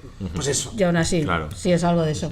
Sí es verdad, ese inicio con el cadáver, sí es cierto. Sí, bueno, anticipando un poco, ¿no? Lo que va a venir y... Pero también ese Ripley como muy observador y dubitativo, ¿no? Que todo el rato, que decir que cuando es capaz de matar y lo hace ahí con su convicción, pero luego esto que hablábamos antes, que le vemos dudar, habré hecho tal, esto estará bien, habré dudar, hecho pero esto. Nunca tener un remordimiento no. mirar atrás. Un mirar adelante siempre. Hay una parte, de hecho, esto adelante con todo. Nunca sufrir por lo que ha hecho, No. o sea, eso no existe en su mente. Y luego, por acabar un poco con Dickie, que también hay una cosa que me llama la atención viendo las otras películas. Acabemos con Dickie. Venga, tonga por él. Es lo de que en esta, como este intento de despojarle de todo, también le eliminan los intereses románticos por otro lado, ¿no? Que están las otras, ¿no? Que en las otras él es un vividor, en este caso también un vividor, pero de otra manera, ¿no? Un vividor fiestero y luego con muchos amoríos y un ligón. Y en esta le despojan también de eso. Me llama la atención que hasta eso se lo... Pero despoja todo de todo erotismo a todos los personajes, ¿no? Que las otras dos son muy eróticas en varios sentidos, aunque no sean más o menos explícitas, ¿no? También en la propia elección de actores muy bellos, tanto ellos como ellas, con los cuales hay ahí como el espectador también siente ese deseo hacia esos intérpretes. Aquí, por ejemplo, no se juega nada de eso. Y eligiendo a un actor como Andrew Scott, que os recuerdo que se había convertido en un símbolo ¿no? Erótico a través de Fleabag, ¿no? Del cura sí, pero también en un psicópata a través de Moriarty. Es que sí, por eso. Es que claro. No, pero que obviamente no es un actor guapo en el sentido convencional del término, ni no es ninguno de los... Entonces yo creo que despoja todo, y el propio Dickie tampoco lo es, ¿no? No es... Pero Dickie sí que yo le veo como una cierta... Tiene una belleza, una elegancia, no Sí, sé si lo que no Sí, tiene es esa elegancia. capacidad de seducir, Eso ¿no? es. Sí, claro que eso yo creo que sí que lo ve Tom y dice, claro. yo quiero tener ese porte, ¿no? Sí, pero ese porte es cuestión de clase otra vez. Exacto. Quiero decir, es de Sí, gente sí. que no ha trabajado nunca. Claro. Y entonces puede permitirse puedes vestir tenerlo, ¿no? gabardinas con mucha elegancia y ser muy indolente y que esto le quede muy estético sentado en el sillón, mientras que a Ahí está el Ripley no le sentido, queda tan bien. ahí está el sentido Es que en es esta, así. que sale en todas las adaptaciones, el sentido de imitarle, cuando le imitan, Sí. o trata de imitar Claro. ese porte, ¿no? Esa elegancia. Sí. Y luego el otro personaje del que hay que hablar es Marge, que también es bastante diferente, yo creo, esta Marge de las anteriores que hemos visto. Sí. Más confrontacional desde el principio, le detesta más Sí. desde Sí, el sí, inicio. Gwyneth Paltrow en la película de Minghella al principio se llevan muy bien, ¿no? Aunque luego ya será otra cosa. Es verdad que el personaje de Marge de A Pleno Sol sí que ya cuando entramos a ver la película ya la relación ya ahí es mala, pero bueno, es más víctima en esa película, ¿no? Y en esta menos, es un personaje más fuerte. Es más fuerte, es más inteligente, ¿no? Es que el triángulo también funciona de manera distinta. O sea, en la de Minghella, como decías tú, él llega y él es acogido. Pero aquí hay una pareja en la cual él a Dickie parece que le da igual todo. Es que a mí lo que me da un poco de rabia de personaje de Dickie es que parece que le da igual el mundo. Sí. O sea, podría caerse el mundo y su palacio mañana y él diría, bueno, pues son cosas que pasan y tal. Ella no, ella es, no sé, más americana en el sentido más moderna, pero también es verdad que es lo que tú dices, que la despojan de ese atractivo porque primero el blanco y negro que ayuda en eso y luego encima siempre va con el pelo recogido, Sí. lleva unos ropajes como muy austeros siempre, no va Totalmente. Hombre, claro, nada... es que no podemos decir Claro. que no es una actriz bella. Claro. Pero es verdad que en ningún momento te has rendido a sus No. seducción, en ningún momento. Y luego hay una parte muy interesante que es casi al final, cuando ella, claro, al principio parece que es el gran enemigo de Ripley, en el sentido que es la que va a descubrir junto con el detective y tal, que hay esos momentos de definición tan maravillosos que tú crees que va a pasar algo y no pasa lo que tú piensas, ¿no? Y cuando él ya va a visitarla al Palacio de Venecia, Sí. y tú notas en ella otra cara, una admiración, incluso pues por la noche cuando se emborracha y tal, que dice, bueno, ahora el responsable eres tú, la que parece que me quieres liar eres tú, ¿no? Y él está como, entre comillas, Sí. soportándola, ¿no? Sí. Ahí hay un cambio de ella que es muy, muy interesante, ¿no? Pero yo creo que ahí es el momento en el que te das cuenta de las habilidades que tiene Ripley, porque ha conseguido darle la vuelta completamente. O sea, la ha convencido a ella de que Dickie nunca ha tenido un interés real hacia ella y le ha despertado la duda de si Dickie tenía un interés más allá de la amistad hacia el propio Ripley. Y yo creo que por eso ahí cambia un poco la forma de mirar de Marge hacia Ripley, porque ha comprado ese relato. Eso es. Cree que es posible que efectivamente Dickie pues tuviese un interés pretendido por Ripley más allá de la amistad o de la amistad, quiero decir. Y ahí es cuando te das cuenta realmente de las habilidades que ha conseguido adquirir Ripley. Y él es consciente. O sea, quiero decir, por eso el Ripley de Venecia es un Ripley mucho más pletórico, Claro, hombre. es un Ripley más seguro de sí mismo, controla la situación, se atreve a invitarla a ella a que se quede en la propia casa, o sea, juega a ganar. O sea, quiero decir, tiene ahí todas las pruebas que en un momento le pueden delatar y le gusta en un momento de decir, vas a estar aquí en el espacio del crimen y no vas a saber nada más, que no tiene nada que ver con los Ripleys anteriores, ¿no? Hay una cuestión muy interesante que son las habilidades de Ripley. Primero, que parece una cosa que es menor, pero él se hace amigo de ella corrigiéndole el libro. Sí. Cualquiera que se ha enfrentado a una corrección de un libro sabe lo difícil que es eso. Ella se supone que es Está muy escritora, que se supone que tiene cierto tal, y él le hace de editor. Sí. Y con una competencia y con una profundidad que ella reconoce. Y eso, claro, rompe una barrera porque para ella es su proyecto personal, ¿no? Y luego hay una cosa que me llama mucha atención, es lo fácil que aprende italiano. Y lo bien que lo hace, que enseguida ya está como allí, ¿no? Y me ha llamado mucha atención porque el capítulo 15 del talento de Mr. Ripley dice: visitó el Capitolio de Villa Borghese, exploró minuciosamente el foro y tomó 6 lecciones de italiano de un viejo del barrio a quien Tom dio un nombre falso. Después de la 6ª lección, Tom decidió que su italiano ya era igual que el de Dickie. ¿no? O sea, que está tomado de ahí esa habilidad, porque Sí. claro, una habilidad de adaptación al medio, Eso que, es. que es lo que el fuerte, digamos, de este Sí. tipo, ¿no? Sí, sí. Y luego, a mí me gusta de March, bueno, decía Sailam, decía que para él March es más parecida a Ripley de lo que Sí, uno sí que es. imaginaría, y que en realidad los dos hasta cierto punto, él ve como que los dos hasta cierto punto están usando a Dickie, ¿no? Para obtener Es que lo ella que ellos tampoco es quieren. rica, ¿no? Entonces, Ella no claro, es, ella también ella está no en es otro, rica está más cercana como a es Ripley, Dickie. claro. Entonces, ese juego de que son dos rivales que se reconocen al verse, a mí me gusta mucho, y lo que decía Santi me gusta, como que Ripley enseguida identifica que la manera de ganarle a March es a través primero de su vanidad, elogiándole el libro, diciendo que el libro, y ahí es donde ella baja un poco las defensas, y luego el interés, que es yo te puedo corregir el libro y el libro puede estar mucho mejor, ¿no? Ella dice, ahí ve ella un interés que puede... Un aliado. Y ahí ya la ha liado, ¿no? Sí. Entonces ahí me parece, no, ese personaje de March me parece más matizado, más interesante, ¿no? Que en otras ocasiones. Y bueno, ya lo hemos dicho, pero elogiar las actuaciones, que están, yo creo que están todos estupendos. Muy bien.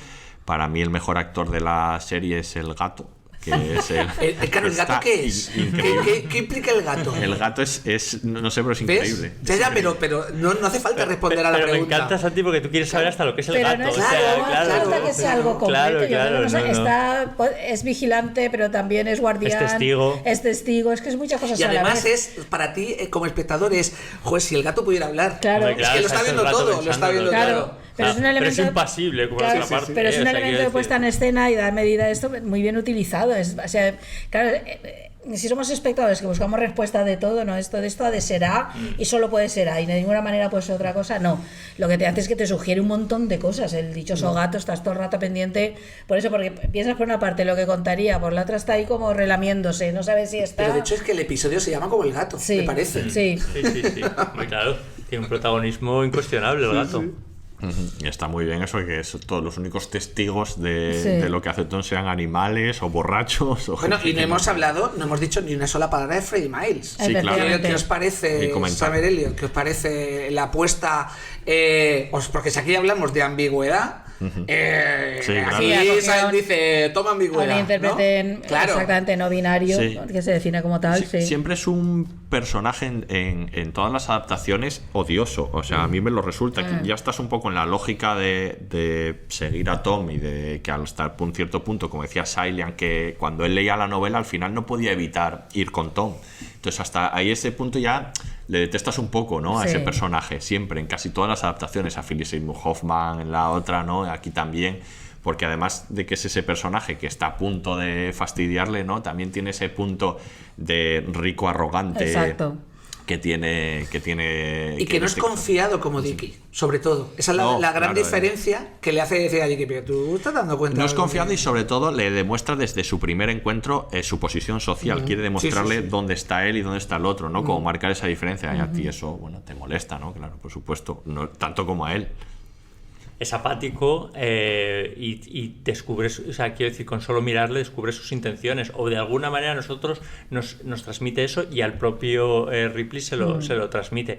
Y es verdad que ya aparece en un momento en el que tú ya formas parte de la corte de Ripley y quieres Sí. que Ripley salga adelante, con lo Efectivamente. cual ya llega tarde. Además, la sensación de que ese asesinato, a pesar de todo lo que le cuesta, lo disfruta más que el de Dickie. Que está deseando cargarse a este Pensé que lo personaje. disfruta. Algo así. Yo- Cuando Dárselo. pasa, bien, pero que pase ahí es como, si yo estaba tan tranquilo. Sí, este no, no, apartamento claro, tan claro, bonito. claro, que y mira, ahora que me lo has manchado, ha venido sí. este a fastidiarme. Ya tengo que limpiar, ya tengo que. sí. Claro, creo que lo que le fastidia es más todo lo demás. Sí. Tengo que limpiar, tengo que deshacerme de él, no sé cuánto. Él le importa nada, Es directamente. importante, efectivamente. Pues nada, vamos a escuchar un corte y hablamos ahora del blanco y negro. Hay un muerto en Roma, un posible muerto en San Remo, asesinado en una barca hundida para esconder las manchas de sangre, y el señor Ripley ha desaparecido. Esto es lo que hay. ¿Está diciendo que no se cree que vi a Tom en Roma después de San Remo? Uy, no he dicho eso. No he llegado a ninguna conclusión, no he acusado a nadie. Solo digo que hay un hombre muerto y otro desaparecido. Y usted fue la última persona que los vio.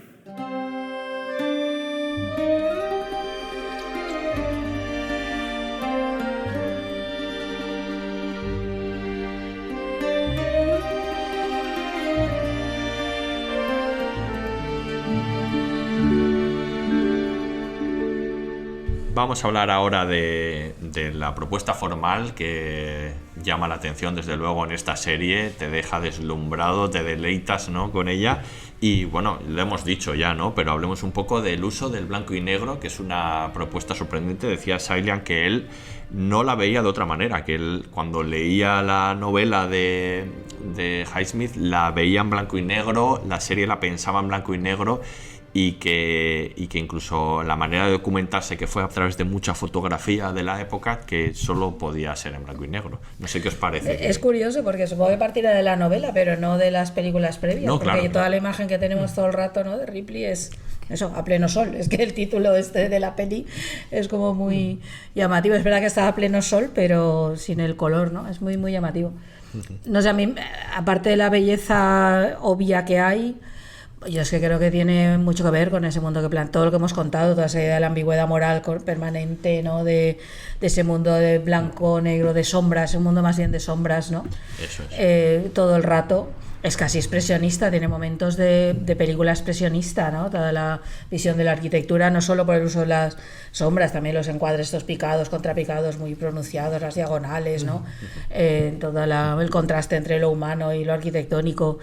Entonces, no sé, es toda una apuesta. No te esperas una Italia expresionista, es que esto no lo habíamos visto, ni siquiera en el blanco y negro del neorrealismo italiano. Nunca es expresionista, quiero decir, es blanco y negro, pero no juega al forzar el claro oscuro a lo Caravaggio, que claro, luego está obviamente vinculado con esa pasión por Caravaggio, ¿no?, que él siente. Luego, bueno, dice también él que quería huir mucho de la postal turística de color, y por lo que decía Santi antes, que quería mostrar una Italia de los 60 oscura y hasta cierto punto peligrosa. Claro. O sea, es que hay una cosa muy interesante, que es que, claro, cuando empieza la serie, pues yo ayer me volví a ver el primer episodio y el último, ¿vale? Como para cerrar el círculo. Y claro, Italia, 1961. Y claro, es que si lo piensas, el año 1961 es como el último año antes de que vengan los Beatles. Y esto parece una tontería, pero es como que ahora va a venir la cultura pop, la cultura, otro mundo, ¿no? Es como un lugar de color realmente que empieza a partir de ahí. Y esto es como el canto del cisne de un mundo que se está siguiendo durante los últimos décadas, ¿no? Entonces, claro, estos son todo cosas a posteriori. Como también, por ejemplo, el que cuando se está duchando en esa ducha comunitaria que está ahí en su casa en Nueva York o lo que sea, pues el tío se pone a duchar y brota una suciedad, una inmundicia, claro, que el blanco y negro es maravilloso porque no sabes de qué color es como cuando en Psicosis Hitchcock lo hizo en blanco y negro, entre otras cosas, porque ya sabéis que la sangre no era sangre, era chocolate que tiró, y en blanco y negro pues se veía, la gente pensaba que era sangre, ¿no? Es una forma de sugerir muy, muy, muy interesante, y a mí me ha deslumbrado muchísimo. O sea, creo que estamos de acuerdo en que él no quiere hacer una postal, pero la hace. Quiero decir, sí, son muy bellas, a mí me ha dado la sensación al ver esto que tuve cuando vi Cold War. Cold War, la película, que está en 4:3, que eso sí que cambia mucho, era como que cada plano era que te quedabas con la boca abierta, y es que aquí puedo hacer un cuadro. Y a mí me da la sensación de que solamente, que no es solamente un aspecto técnico, pero solamente disfrutando del aspecto técnico merece la pena ver la serie, porque es un deleite absoluto. Sí. Y además que fuerza van todos los sitios, porque se apoya en la oscuridad, pero luego, por ejemplo, en esas puestas desde el balcón de Ripley viendo el mar, o en esa Venecia donde se ve todo blanco y de día, es deslumbrante también, es maravilloso, ¿no? Sí. Es que el blanco y negro va cambiando. Sí, que cambia, sí. Yo creo que es importante esperar hasta que llega un momento en Venecia que es resplandeciente y sigue siendo blanco y negro. Y a mí me cuesta entender un poco al principio el blanco y negro, porque yo creo que el blanco y negro tiene cierta trampa, es como cuando los fotógrafos hacen blanco y negro, el blanco y negro siempre es atractivo, pero enfrentarse a los colores a veces es... o sea, quiero decir... hay unos matices que estás eliminando completamente, y entonces yo busco una razón para que haya un blanco y negro y la encuentro, y yo creo que juegan muy bien con esos diferentes blanco y negros que has escrito tú bastante bien, sobre todo la influencia de Caravaggio, yo creo que es fundamental, las sombras, todo el rato, hasta que desaparecen esas sombras en esa Venecia que ya hemos dicho que es mucho más blanca, más luminosa directamente. Entonces no es un blanco y negro, juega un papel muy importante en la narración, el color de la serie. Yo creo que tiene otro al frente que es Steven Zaillian, no dice, pero yo creo que sí que está, que es nuestra imagen cinematográfica de la Italia de esos años es en blanco y negro. Es Fellini, es la Dolce Vita. Pero yo me recordaba... es un blanco y negro diferente. Sí, es diferente, pero a mí me recordaba mucho ese mundo. Pero es que el simple hecho de que sea panorámico es que lo cambia todo. Lo cambia todo, ¿eh? Sí. Pero yo creo que hay una pesar, las películas de Antonioni, las películas de Fellini de esos años, son todas en blanco y negro. A mí me recuerda particularmente a la Dolce Vita, en parte también, porque está ese mundo de ricos, pero yo creo que tiene una parte... Bueno, cuanto a todas las partes más nocturnas, por la música también. La música, todo eso, yo creo que ese es un referente claro, porque es verdad que nuestro imaginario, el cinematográfico, sigue siendo, en esos años 60, sigue siendo en blanco y negro. No el de las novelas, pero sí el de Italia. Yo creo que hay un juego ahí con todo eso, porque ha creado, hay que ese mundo luego se ha reproducido en los anuncios de Martini imitan las películas de Fellini de los años 60, ¿no? Y esos han quedado como iconos de lo italiano, de la Dolce Vita italiana, ¿no? No de la peli, sino me refiero de la forma de vivir de la clase alta, ¿no? Entonces hay como todo un referente de un blanco y negro exquisito, al que yo creo que juega a ratos conforme lo va cambiando y demás, ¿no? Entonces, claro, pero es que lo hemos dicho, ¿no? Mientras que Minguella, por ejemplo, se va a la parte festiva, sale mucho a la playa, vamos a locales donde hay mucha alegría y hay música y tal, aquí vamos a los cafés, vemos mucha arquitectura, vemos mucha pintura, es decir, vemos la Italia clásica. Mucha callejuela. Entonces, claro, bueno, nunca se le han sacado tanto partido al piso mojado nocturno, que queda maravilloso, ¿no?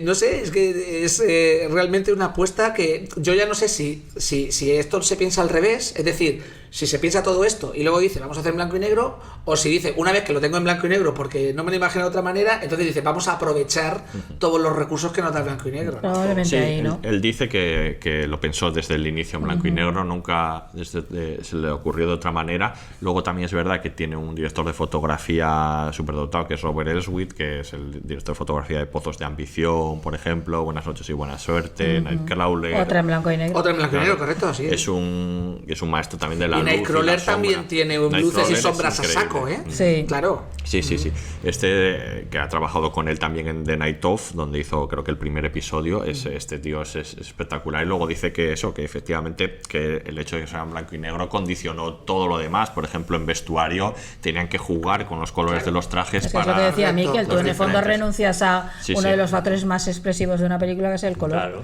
Los trajes tenían que ser blanco y en matices de blanco, negro, gris, tal. Y la de Minguella, si os dais cuenta, está un poquito saturada además. Se nota mucho cuando la ves, Y eso lo notas ahora mucho más. Yo ya lo recordaba así, pero ahora un montón. Claro, sí. Sí, a mí lo que me gusta es que no es baladí, no sé cómo explicar, que tú puedes hacer un ejercicio de estilo, porque la serie, por ejemplo, es en una visionado rápido a lo mejor, o al principio tú piensas que en el fondo este hombre lo que se ha planteado es hacer un ejercicio de estilo para quedar bien y hacer algo muy estético y muy elitista, y resulta que no es eso. A mí esto me gusta mucho, hay una coherencia total entre la elección del blanco y negro, toda la apuesta formal, ¿no? Que ahora hablamos un poco de todos esos juegos que ya hemos dicho algunos, y lo que está contando, ¿no? Yo creo que la serie es un todo muy cohesionado, muy coherente todo, y esto es uno de los valores enormes de la serie, en un momento donde a veces se toman decisiones estéticas en películas o en series, pues un poco por epatar, ¿no? Y por simplemente para que se hable de ello. Yo creo que aquí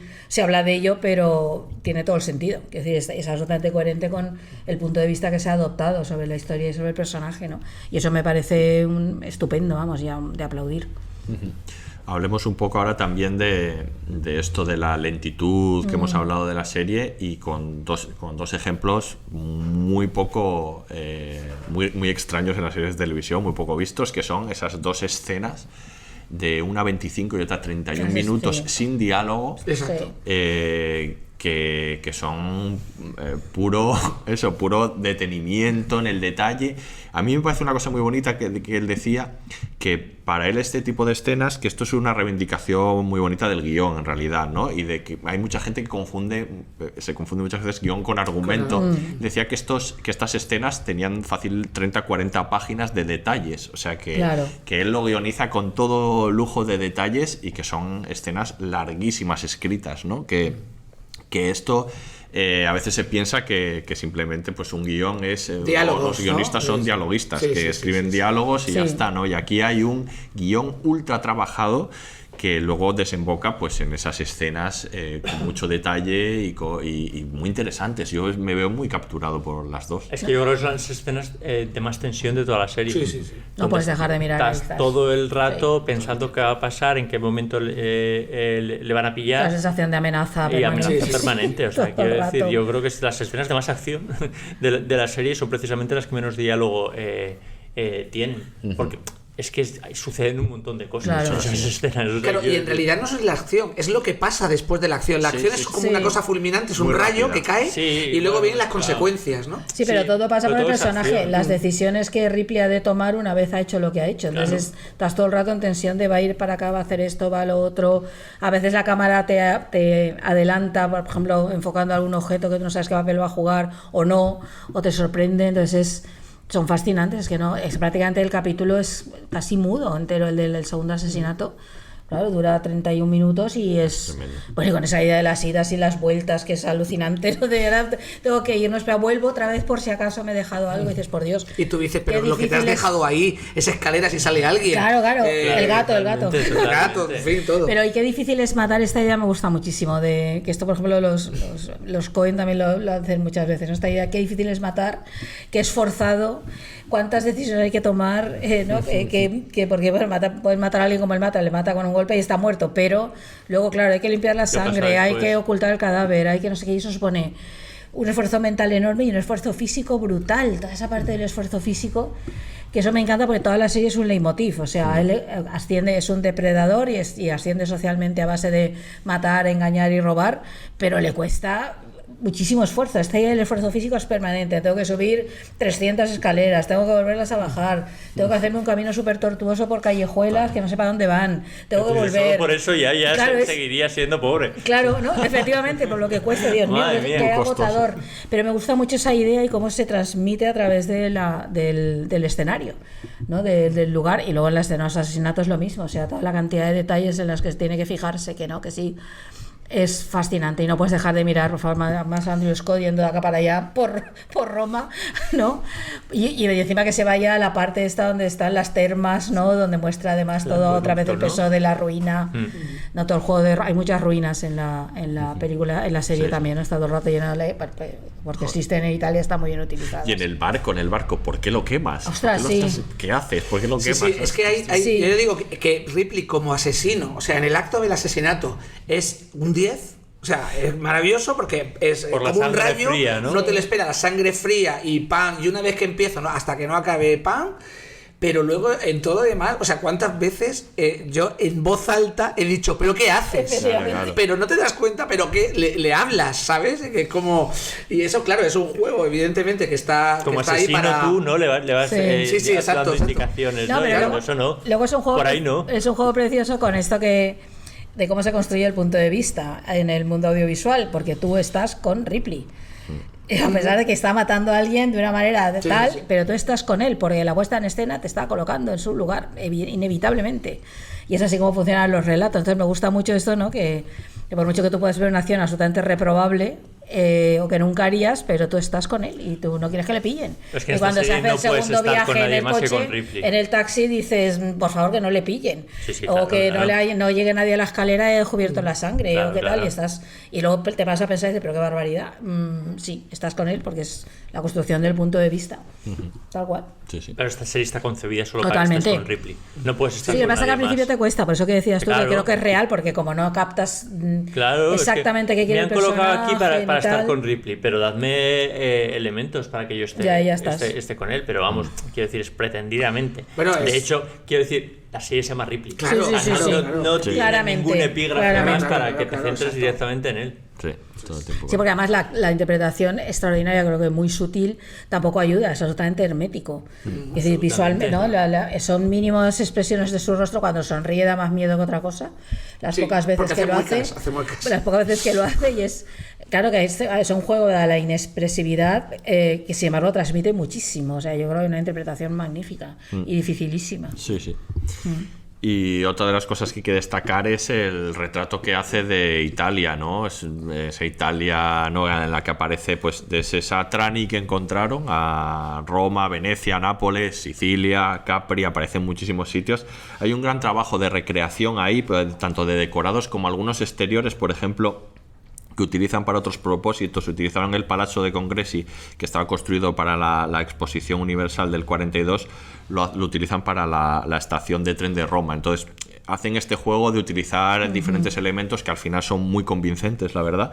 Aparecen, y luego él dice que utilizó mucha fotografía de la época, que trabajo tanto de los diseñadores de vestuario como de los diseñadores como el diseñador, digamos, de la serie, que le dieron mucha fotografía, muchas de ellas muy poco conocidas, y que, por ejemplo, por poner uno de los ejemplos, la fotografía de la primera vez que vemos a Dickie y Marge, que es esa fotografía tomada desde arriba, o sea, ese plano tomado desde arriba en el que están los dos tumbados, Marge sobre Dickie, que es tal cual una de las fotografías que encontró de la época, ¿no? Se inspiró mucho en eso y al final construyó una Italia muy convincente, muy bella también, muy, no sé, muy bonita, bella y ¿no?, diferente de lo que convencionalmente vemos, ¿no?, reflejado en Italia. Muy monumental, esto sí, la parte esa está, ¿no?, pero este blanco y negro. Hombre, es muy diferente porque no aparecen, fija, en cuanto a los monumentos típicos, ¿no? La única vez que aparece el Coliseo es cuando él pasa en coche con el cadáver un par de veces, que es como de fondo, ¿no? Sí, o sea, y en las primeras tomas que se ve el Castel Nuovo, pero se ve, lo reconoces porque has estado allí o lo has visto en fotos, pero no sale entero, ¿no?, sino sale fragmentos. Hay una cosa también interesante, no sé si sabéis algo de esto, que es la elección del tiempo. 1961, en la novela es de 1955, pero no sé si hay un interés de colocar mentalmente al espectador en la Dolce Vita, aunque sea al principio, ¿vale? Y eliminar, digamos, la parte de la posguerra, que es otra Italia, ¿no? Y te coloca ya mentalmente en los anuncios de Martini, por decirlo así. Es que en el 56 estás en el neorrealismo y en el 61 estás en la Dolce Vita. Yo creo que eso es clarísimo. Ahí, sí. Y luego cómo lo utiliza, ¿no? Porque yo creo que hace un constante juego de escalas absolutamente psicológico entre no solo el tamaño, ¿no?, del personaje, sobre todo él, pero también Dick y los demás respecto de los edificios y eso.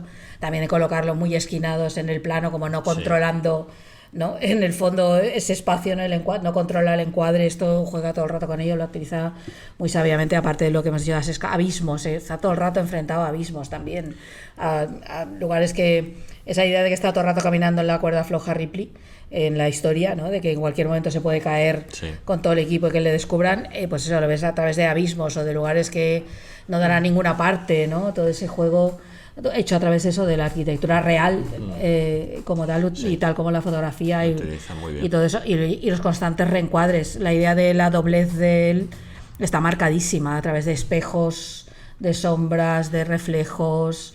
Eso juega todo el rato. Esta idea de que es un personaje doble se ve, o sea, tú lo estás viendo sin remarcarlo, es decir, el trabajo de puesta en escena es algo que te lo está diciendo todo el rato. Y antes estábamos hablando que, bueno, hablamos todo el rato de que es hermético y tal, y las pocas veces que nos asomamos a su mente utiliza el director una manera de mostrarlo que es muy chula, ¿no?, que es como una escenificación metarrealidad, ¿no?, cuando está Dickie sentado en el retrete y él bañándose y entonces está hablando con él cuando ya está muerto. Cuando el detective en la última capítulo le dice tú has matado a tal, y entonces tú piensas que esa es la realidad y eso es lo que está pasando en su mente, ¿no? Es los pocos momentos en los que te meten en la mente de Ripley. Bueno, te meten ahí directamente en la mente de Ripley, estamos todo el rato. Yo creo que todo el trabajo de arquitectura, de puesta en escena, las sombras, es una expresión de la personalidad, es metafórica absolutamente, sí, eso sí, tiene varias ahí. Momento, ¿no? Cuando se enfrenta a los cuadros, al Picasso, al no sé qué, todo ese tipo de cosas ahí, sí.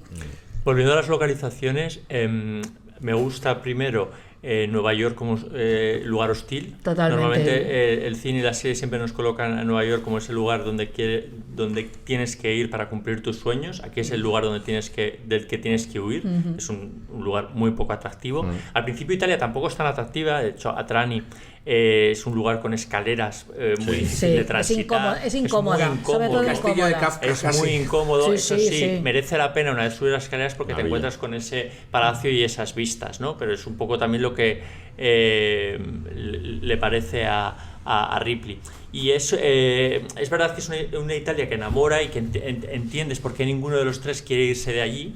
O sea, que es un lugar, también es un poco el concepto ese que tienen los americanos de Europa, Claro. ¿no? de ese lugar donde se puede ir a disfrutar constantemente, a vivir, a ser uno mismo, a no hacer nada, a recrearse. Eso está, pese a que la primera Italia no es especialmente atractiva y es incómoda sin ninguna duda. Y luego yo creo que el personaje cambia según las ciudades, esto ya lo he dicho antes. Es más huidizo en Roma, es peligroso en Nápoles y Palermo, y está pletórico en Venecia, Sí, que es la ciudad más bella del mundo, ¿no? Y entonces él ahí incluso, quiero decir, está mucho más atractivo también Andrew Scott Con la barba, ¿no? Sí.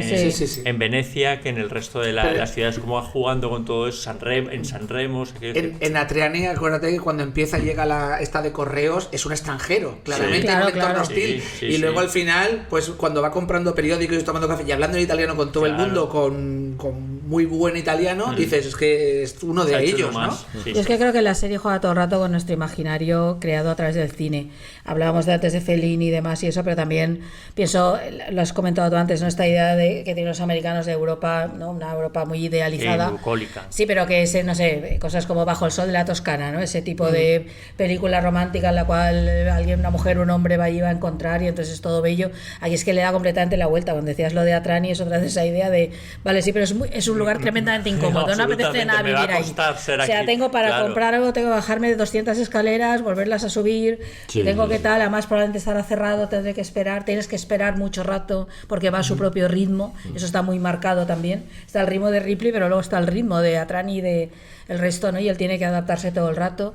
Entonces yo creo que eso juega mucho con el imaginario creado, sobre todo a través del cine de Hollywood, de lo que es Italia, ¿no? Entonces en la playa, no sé qué, todo eso, ¿no? Y como a contrapelo, o sea, lo hace como, sigue siendo bello, pero bello de otro modo, ¿no? Bueno, y Esto me gusta parece mucho estupendo. también esa Italia poco amable, No, que lo sí, es, sí, claro. por cierto. Sí, sí, O sea, sí. quiero decir que es verdad, yo soy un enamorado de Italia, me flipa Italia, pero cuando hace a veces esos retratos de llegar a Italia como lugar No, idílico, estoy de acuerdo. romántico, que eso pasa mucho a veces con las películas y series americanas que llegan allí y no, Italia no es Todo el mundo es especialmente- acogedor, eso no es verdad, especialmente estoy de acuerdo. acogedora. Es muy vehemente y es poco amable. O sea, tú luego puedes entrar en su mundo y te puede apasionar, pues como las personas, y a mí reconozco que me gustan las personas así, me gusta esa Italia.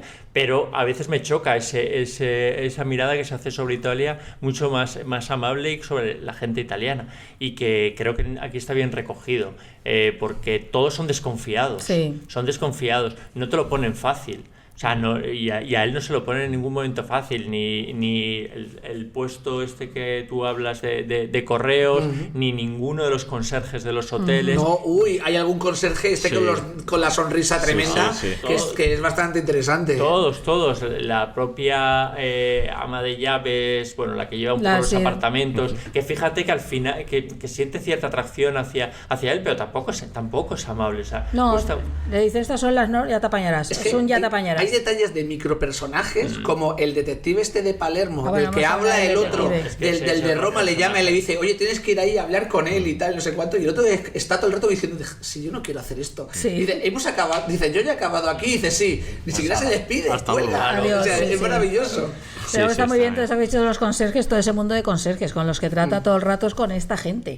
¿No? Ripley, trata con los ricos y luego con Claro. con Claro. conserjes a los que Pues va su porque tiene vida. que que conseguir son los que le información, identifican está un poco, o sea, quiero decir, le reconocen un poquito más de como igual a más igual. de su parte, efectivamente. Sí, sí, sí. Incluso efectivamente. quiero decir, no les engaña con la firma ni con la pinta. Enseguida detectan que ahí hay algo que no termina de cuadrarles. Porque fíjate, el de la ciudad donde mata a Dicky ha pasado varios meses cuando vuelven a interrogarle y se ha quedado con esa persona. O sea, Los ricos no, cuando llega al hotel ese grande que está y luego se vuelve y tal, te tiene la sensación de que aquí con el dinero compras todo, incluyendo mi silencio. Pero lo otro es otra cosa. Porque tengo que seguir con mi negocio. Pero yo creo que eso está muy bien también de la serie, porque es que Dickie es un personaje totalmente olvidable. Es normal, o sea, quiero decir, es verdad que es rico, que tiene una pose y tiene un porte, pero se te olvida. Solo tiene dinero, no tiene otra cosa. Se te olvida, o sea, hay algo de ahí que pasa más inadvertido, ¿no? Y luego creo que el fotografiar todo el rato Palacio, hay una parte, hay un juego con la historia, ¿no? Es un lugar absolutamente cargado de historia. Claro. Entonces yo creo que eso está muy reforzado. Él viene de un sitio con muchísima menos historia como Nueva York. El Nueva York que vemos es otra cosa completamente distinta, y yo creo que esa necesidad de fotografiar todo el rato, de que veamos palacios, callejuelas, mundos muy antiguos que llegan hasta Roma, insisto, que salen las termas o el Coliseo, yo creo que tiene que ver con esa idea de ese es un mundo cargado de historias que ha visto todo tipo de historias, y tú cuando él está por el empedrado ese arrastrando cadáveres piensas, esto ha pasado más veces, no sé, hay una especie de idea de su mundo cargado también de muertes y de este tipo de cosas y de mentiras, ¿no? Y de gente que se busca la vida engañando, ¿no? Y como que él puede estar ahí bien. Lo ves, es una de las conexiones con Caravaggio, ¿no? Sí, el crimen, Caravaggio era un asesino que conocemos, y aparte hay pinturas de Caravaggio que son, que las conocemos, que son sangrientas, y le llaman tenebrismo no solamente por el tratamiento de la luz, sino porque también produce esa sensación desasosegante, ¿no?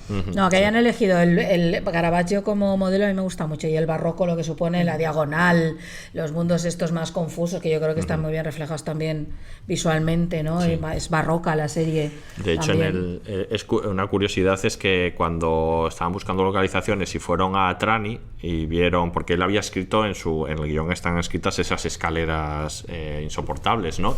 Y llegaron a Trani, y cuando vio a Trani dijo, esto parece un dibujo de Escher. Sí, es verdad. Y luego descubrió que Escher había vivido ahí y que había dibujado esas mismas escaleras. Que a lo mejor le había influido aquello. Y luego, buscando otras localizaciones, vio que lo de las escaleras era una cuestión recurrente allí, y por eso se convirtió también en un tema. Está absolutamente llena de escaleras. Que a ver, es eso. Y aquí va mi tip para Miquel. La villa de Dickie es una villa que está en Capri. Y la que supuestamente es Atrani, esa que es maravillosa, esa está en Capri y se puede alquilar a día de hoy. Mira tú. Solo por 300 paveles la noche la puedes alquilar. O sea que bueno, míratelo. Pero está pensando ha puesto cara de que se lo está pensando. Pero son pavos de 2024, tienes que subir muchas escaleras, acuérdate. Muchas escaleras. Sí, acuérdate, no te olvides del pan. Pero es que te diré, no lleves mucha maleta. Te diré que Atrani, o sea, quiero decir que yo después, busqué porque no conocía, conozco Miquel ya se lo está mirando. Amalfi. No, te lo juro, eso lo juro. De hecho, este verano voy a Italia, pero voy al norte de Italia. Y luego pensé que tengo un hijo muy pequeño como para subir tantas escaleras. Sí, igual, sí. Pero ese carrito no tira. No tira. Pero me parecía, pese a todo, me parecía atractiva. Hombre, claro que es atractiva. Quiero decir, pese a las escaleras. O sea, quiero decir, a mí ahí hay algo en la dificultad de la arquitectura que me parece muy atractivo. Es como todos los callejones, a mí eso me parece... No, quieres ir, a pesar de todo, quieres ir. Qué bonito esto. Y luego, en otros aspectos formales, podríamos hablar de muchos, del vestuario, que está excelente, de la música también, de Jerry Russo, que también está muy bien, con esos ecos a Dolce Vita. Pero yo creo que en este caso el que destacaría fundamentalmente es la edición de sonido, porque en este caso hay muy pocos momentos de música, por ejemplo en esas escenas larguísimas de los asesinatos, son en silencio, en la que lo que lo sustituye es el sonido, ese sonido, ese bote. Gracias, que sabéis que es mi leitmotiv. No te lo había dicho, es verdad, Aurea. Yo sé que yo contra la música. Pero el trabajo de sonido es espectacular, o sea, incide mucho en esa tensión que decías tú, Miquel, ese bote que suena, ¿no? Ese encendedor, todo el sonido está muy muy bien trabajado. Y cosas como cuando se posa ese cenicero en la mesa y suena como suena, ¿no? Sí. A mí el ascensor me parece que suena atronador. Que yo todo el rato estoy pensando como ningún vecino lo escucha o al día siguiente hay una referencia a sonó muchas veces, ¿no? Porque tú aparte piensas en esa ama de llaves que está como muy pendiente. Entonces tampoco tengo claro si vivir. Bueno, y la cabeza de Freddie May rebotando en los escalones tampoco, Claro. tampoco se va allí, ¿eh? Ese sonido seco. Pero luego sí es verdad que cuando está bajando estás como todo el rato diciendo que no suena el ascensor. Eso que alguien lo haya llamado, que no, porque si suena el ascensor estamos jodidos. Sí. O sea, lo arriesgado que es construir en silencio hoy en día en una serie o en una película, es que eso es muy raro. Que decir, normalmente se da en un tipo de cine que está como al margen de los grandes estudios y demás, sí, en un cine autoral sí que está esa idea del silencio todo el rato, pero es que el silencio sigue siendo una de las cosas que más le cuesta a los espectadores. Absolutamente. Es dificilísima. Las películas, cuando muchas veces dicen que son lentas, tiene más que ver no tanto con ser lenta como con ser silenciosas. El que no haya música, la gente con las películas sin música le cuesta muchísimo. Todo a un espectador más o ahora menos que estamos habitual. con el mundo podcast, Claro. o sea, tú te fijas los podcasts narrativos. Sí, tal cual, a mí me molesta mucho, ya sabéis. Todos tienen música. El otro día estaba oyendo uno y era como, ¿pero por qué hay música? Hay una O sea, que sobreproducción quiero oír. exagerada. Hay una sobreproducción por un poco por el consumo que hacemos, y luego a la hora de producir, componer, renunciar a la música es de un valor, o sea, quiero decir que tienes que tener muchísimo valor. Es también lo del que hay que tener valor siempre. Demostrar ahí directamente cómo suena el sonido o cómo suena esto el por otra parte silencio, es muy porque de eso ese es cine de disuasorio. los 60, otra vez. Esa vuelta, ¿no? Es como muy del cine de esos años, escenas en silencio donde solo está el ruido ambiente, sin más, y eso, ¿no? Yo creo que hay otro juego ahí otra vez con ese cine que creo que es el referente, cine europeo o el independiente americano, que es el referente de esto. Es que eso es, el silencio es parte del sonido, Sí. ¿no? Es como el negro es un color, ¿no? Claro. Esto lo saben, por ejemplo, los músicos, ¿no? Cuando dice un solo de saxo, va a tocar un solo de saxo, un solo de blues en guitarra, es tan importante lo que suena como el silencio, dónde metes Por el supuesto. silencio, cómo lo utilizas rítmicamente.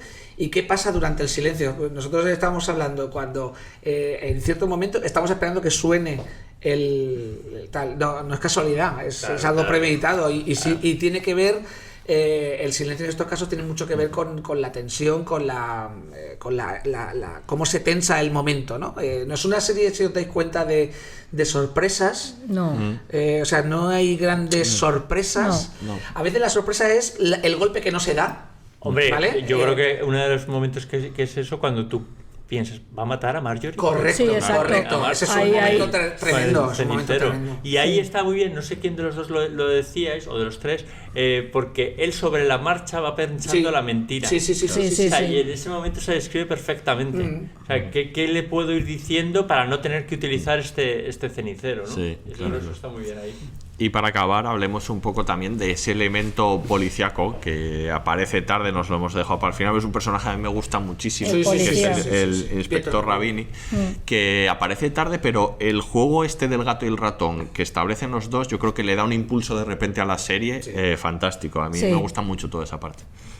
Yo creo que sin esta parte que se saca un poco aquí el amigo, la serie no tiene los quilates que tiene al final, porque es verdad que tiene todos estos elementos que hemos dado, pero a nivel Para argumental, ellos dos sí, pero para ti, para pero mí para no. nivel argumental sí que es muy relevante, porque además, joder, cuando tú haces algo sobre una adaptación que ya se ha hecho, tienes que aportar también elementos propios. Aquí se hacen y además se juega muchísimo todo el tiempo con el doble, que es lo que hablabas tú antes, Aurea.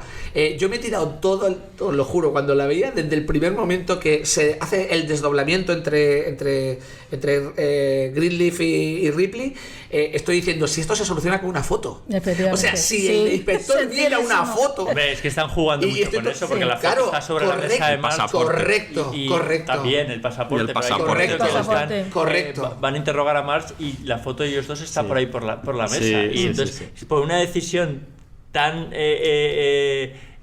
leve como por qué lado de la mesa pasa, se descubre o no se descubre. Pero sí que siempre está en la cuerda floja, si es que en realidad él se agarra Sí. con hilos la suplantación que él hace. Claro, eso es un elemento Es que nosotros asombrosa. no se explicita, Sí. pero que el espectador, que Sí. no, a lo mejor no con todos los espectadores, pero muchos espectadores dicen, ostras, es que Sí. con una foto ya se Estás arregla esto. pensándolo todo el rato, Y justo sí. como lo estás pensando, al final aparece y el otro dice, me cago en todo.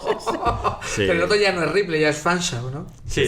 Total. Pero está muy bien, además Mauricio Lombardi, que es el actor que interpreta al inspector Rabini, yo creo que está muy bien y que ellos dos tienen mucha química, esa escena en la que en la que tapa las luces y tal para que no se identifique y tienen ese diálogo, no sé, a mí me gusta. Buah, esa es la escena Sí, sí, en la sí. que más lleva al límite la serie. Totalmente. Sí, sí, sí. Esa ahí sí que nos lleva al límite de lo verosímil. Ahí se la juega. te lo vas a creer. Sí, sí, sí. Ahí, Ahí yo se la estoy- juega. ¿ves? Ahí vuelvo de repente a salirme antes de que se produzca la escena cuando dice, no me puedo creer que no lo vaya Que vaya a reconocer. funcionar. O sea, no me lo puedo creer, no me lo voy a creer. Pero estás todo el rato diciendo que no le reconozca. Que no le Claro. reconozca. Sí. Y es, donde Es de esas más cosas al que, límite ahí sí que- hace años hubiera colado y ahora cuela menos. Sí. Ese No, tipo de le escenas. va al ahí, límite. a ver, digamos que ahí somos espectadores Rendidos, y ya está, rendidos, ya estamos, ya te hemos efectivamente. comprado. Y que Todo, compramos todo el eso. rato mirando a ver si se identifica, ¿no? Como para... Pero sí que es verdad que hay un esfuerzo de justificarlo todo argumentalmente. Cuando tú dices, ¿cómo le va encajando al inspector? Porque en realidad, si lo piensas, no tiene ningún motivo para desconfiar de él. Lo que pasa es que, verdad. como hemos visto Pero, tantas veces. pero tú ves que él lo sabe. O sea, Claro. el inspector sabe que es él. Yo creo que sí. O sea, ¿Sí? ¿Tú crees? yo creo que Yo sí. creo- yo creo que no, Yo creo que ¿eh? no tiene pruebas, pero Sí. él sí. Yo creo que no. Pero en Lo todo huele, caso, lo huele. es una Lo que escena que pasa- ya hemos visto antes de que digo, te voy a desenmascarar y entonces dices la palabra falsa o equivocada o una referencia que te traiciona y entonces estamos esperando que Sí, pase. eso es. Pero sin embargo, lo que pasa es todo lo contrario, que le dice, pues ya entiendo por qué se fue. Pues ya entiendo Claro. por qué me encaja todo, ¿no? A mí la gracia me parece que el inspector sabe que él es culpable, pero piensa que es Dickie. No es Tom Ripley, claro. Ya, El claro. inspector, esa es la vale, gracia claro, de todo. claro. Sí, eso es verdad. Sí, Él sí. piensa que el culpable Sí, sí. es Dickie de todo, ¿no? Y bueno, pues para acabar, un poco qué podemos esperar de si hubiese alguna segunda temporada. Hay una cosa que podemos comentar que es divertida, que es que aparece John Malkovich al final. Sí. John Malkovich interpreta a Tom Ripley en una adaptación En el juego de Ripley. del juego de Ripley, y bueno, pues establecen este juego divertido con él de que ha interpretado a Tom Ripley, pero además es que interpreta a un personaje que aparece en la segunda y tercera novelas de Tom Ripley, y ya se intuye además en esta última parte de lo que va esa segunda novela, que es de la falsificación Sí. de obras de arte, y que yo creo que Steven Sailang está poniendo ahí diciendo, mirad, Si queréis, Ya, tengo esto. Exacto, claro, sí, sí. yo tengo esto, no sé vosotros. Ojalá. Él ha dicho que le encantaría continuar A con más nosotros aventuras también. de Ripley. No sé yo si va a ser posible. Pues es que depende de hasta qué punto Netflix le haga caso al prestigio de la serie o no. Decida que le sale a cuenta tener una serie prestigiosa. Ahora ¿O quizás no? tenga que ver los premios, quiero decir, ahora es que no sé cuándo se dan premios de estos, y si Sí. resulta que Ripley es una serie premiada, Que no lo a lo sé. mejor dice No lo Netflix, sé. ostras, esto nos conviene, ¿sabes? Sí, podría Yo no ser, sé si será claro. porque la veo muy minoritaria para los premios. Es que, a ¿no? ver, Ripley ha jugado todo en contra. O sea, Sí. quiero decir, no está en la conversación social, las críticas, es verdad, o sea, quiero decir, las críticas de quienes las han visto han sido como muy halagadoras, pero tampoco ha habido una crítica unánime. en No, torno no es la serie que a todo el mundo Ripley. que hay que ver. No, Ya, no está nunca en lo ha ese sido lugar. en ningún No momento. está en ese lugar. Por mucho que nos guste a nosotros, no, No. está. Yo más bien creo que por eso, no Sí. porque la serie tenga un nivel o no, porque No, no, la serie tiene Chernobyl, todo por el ejemplo, nivel.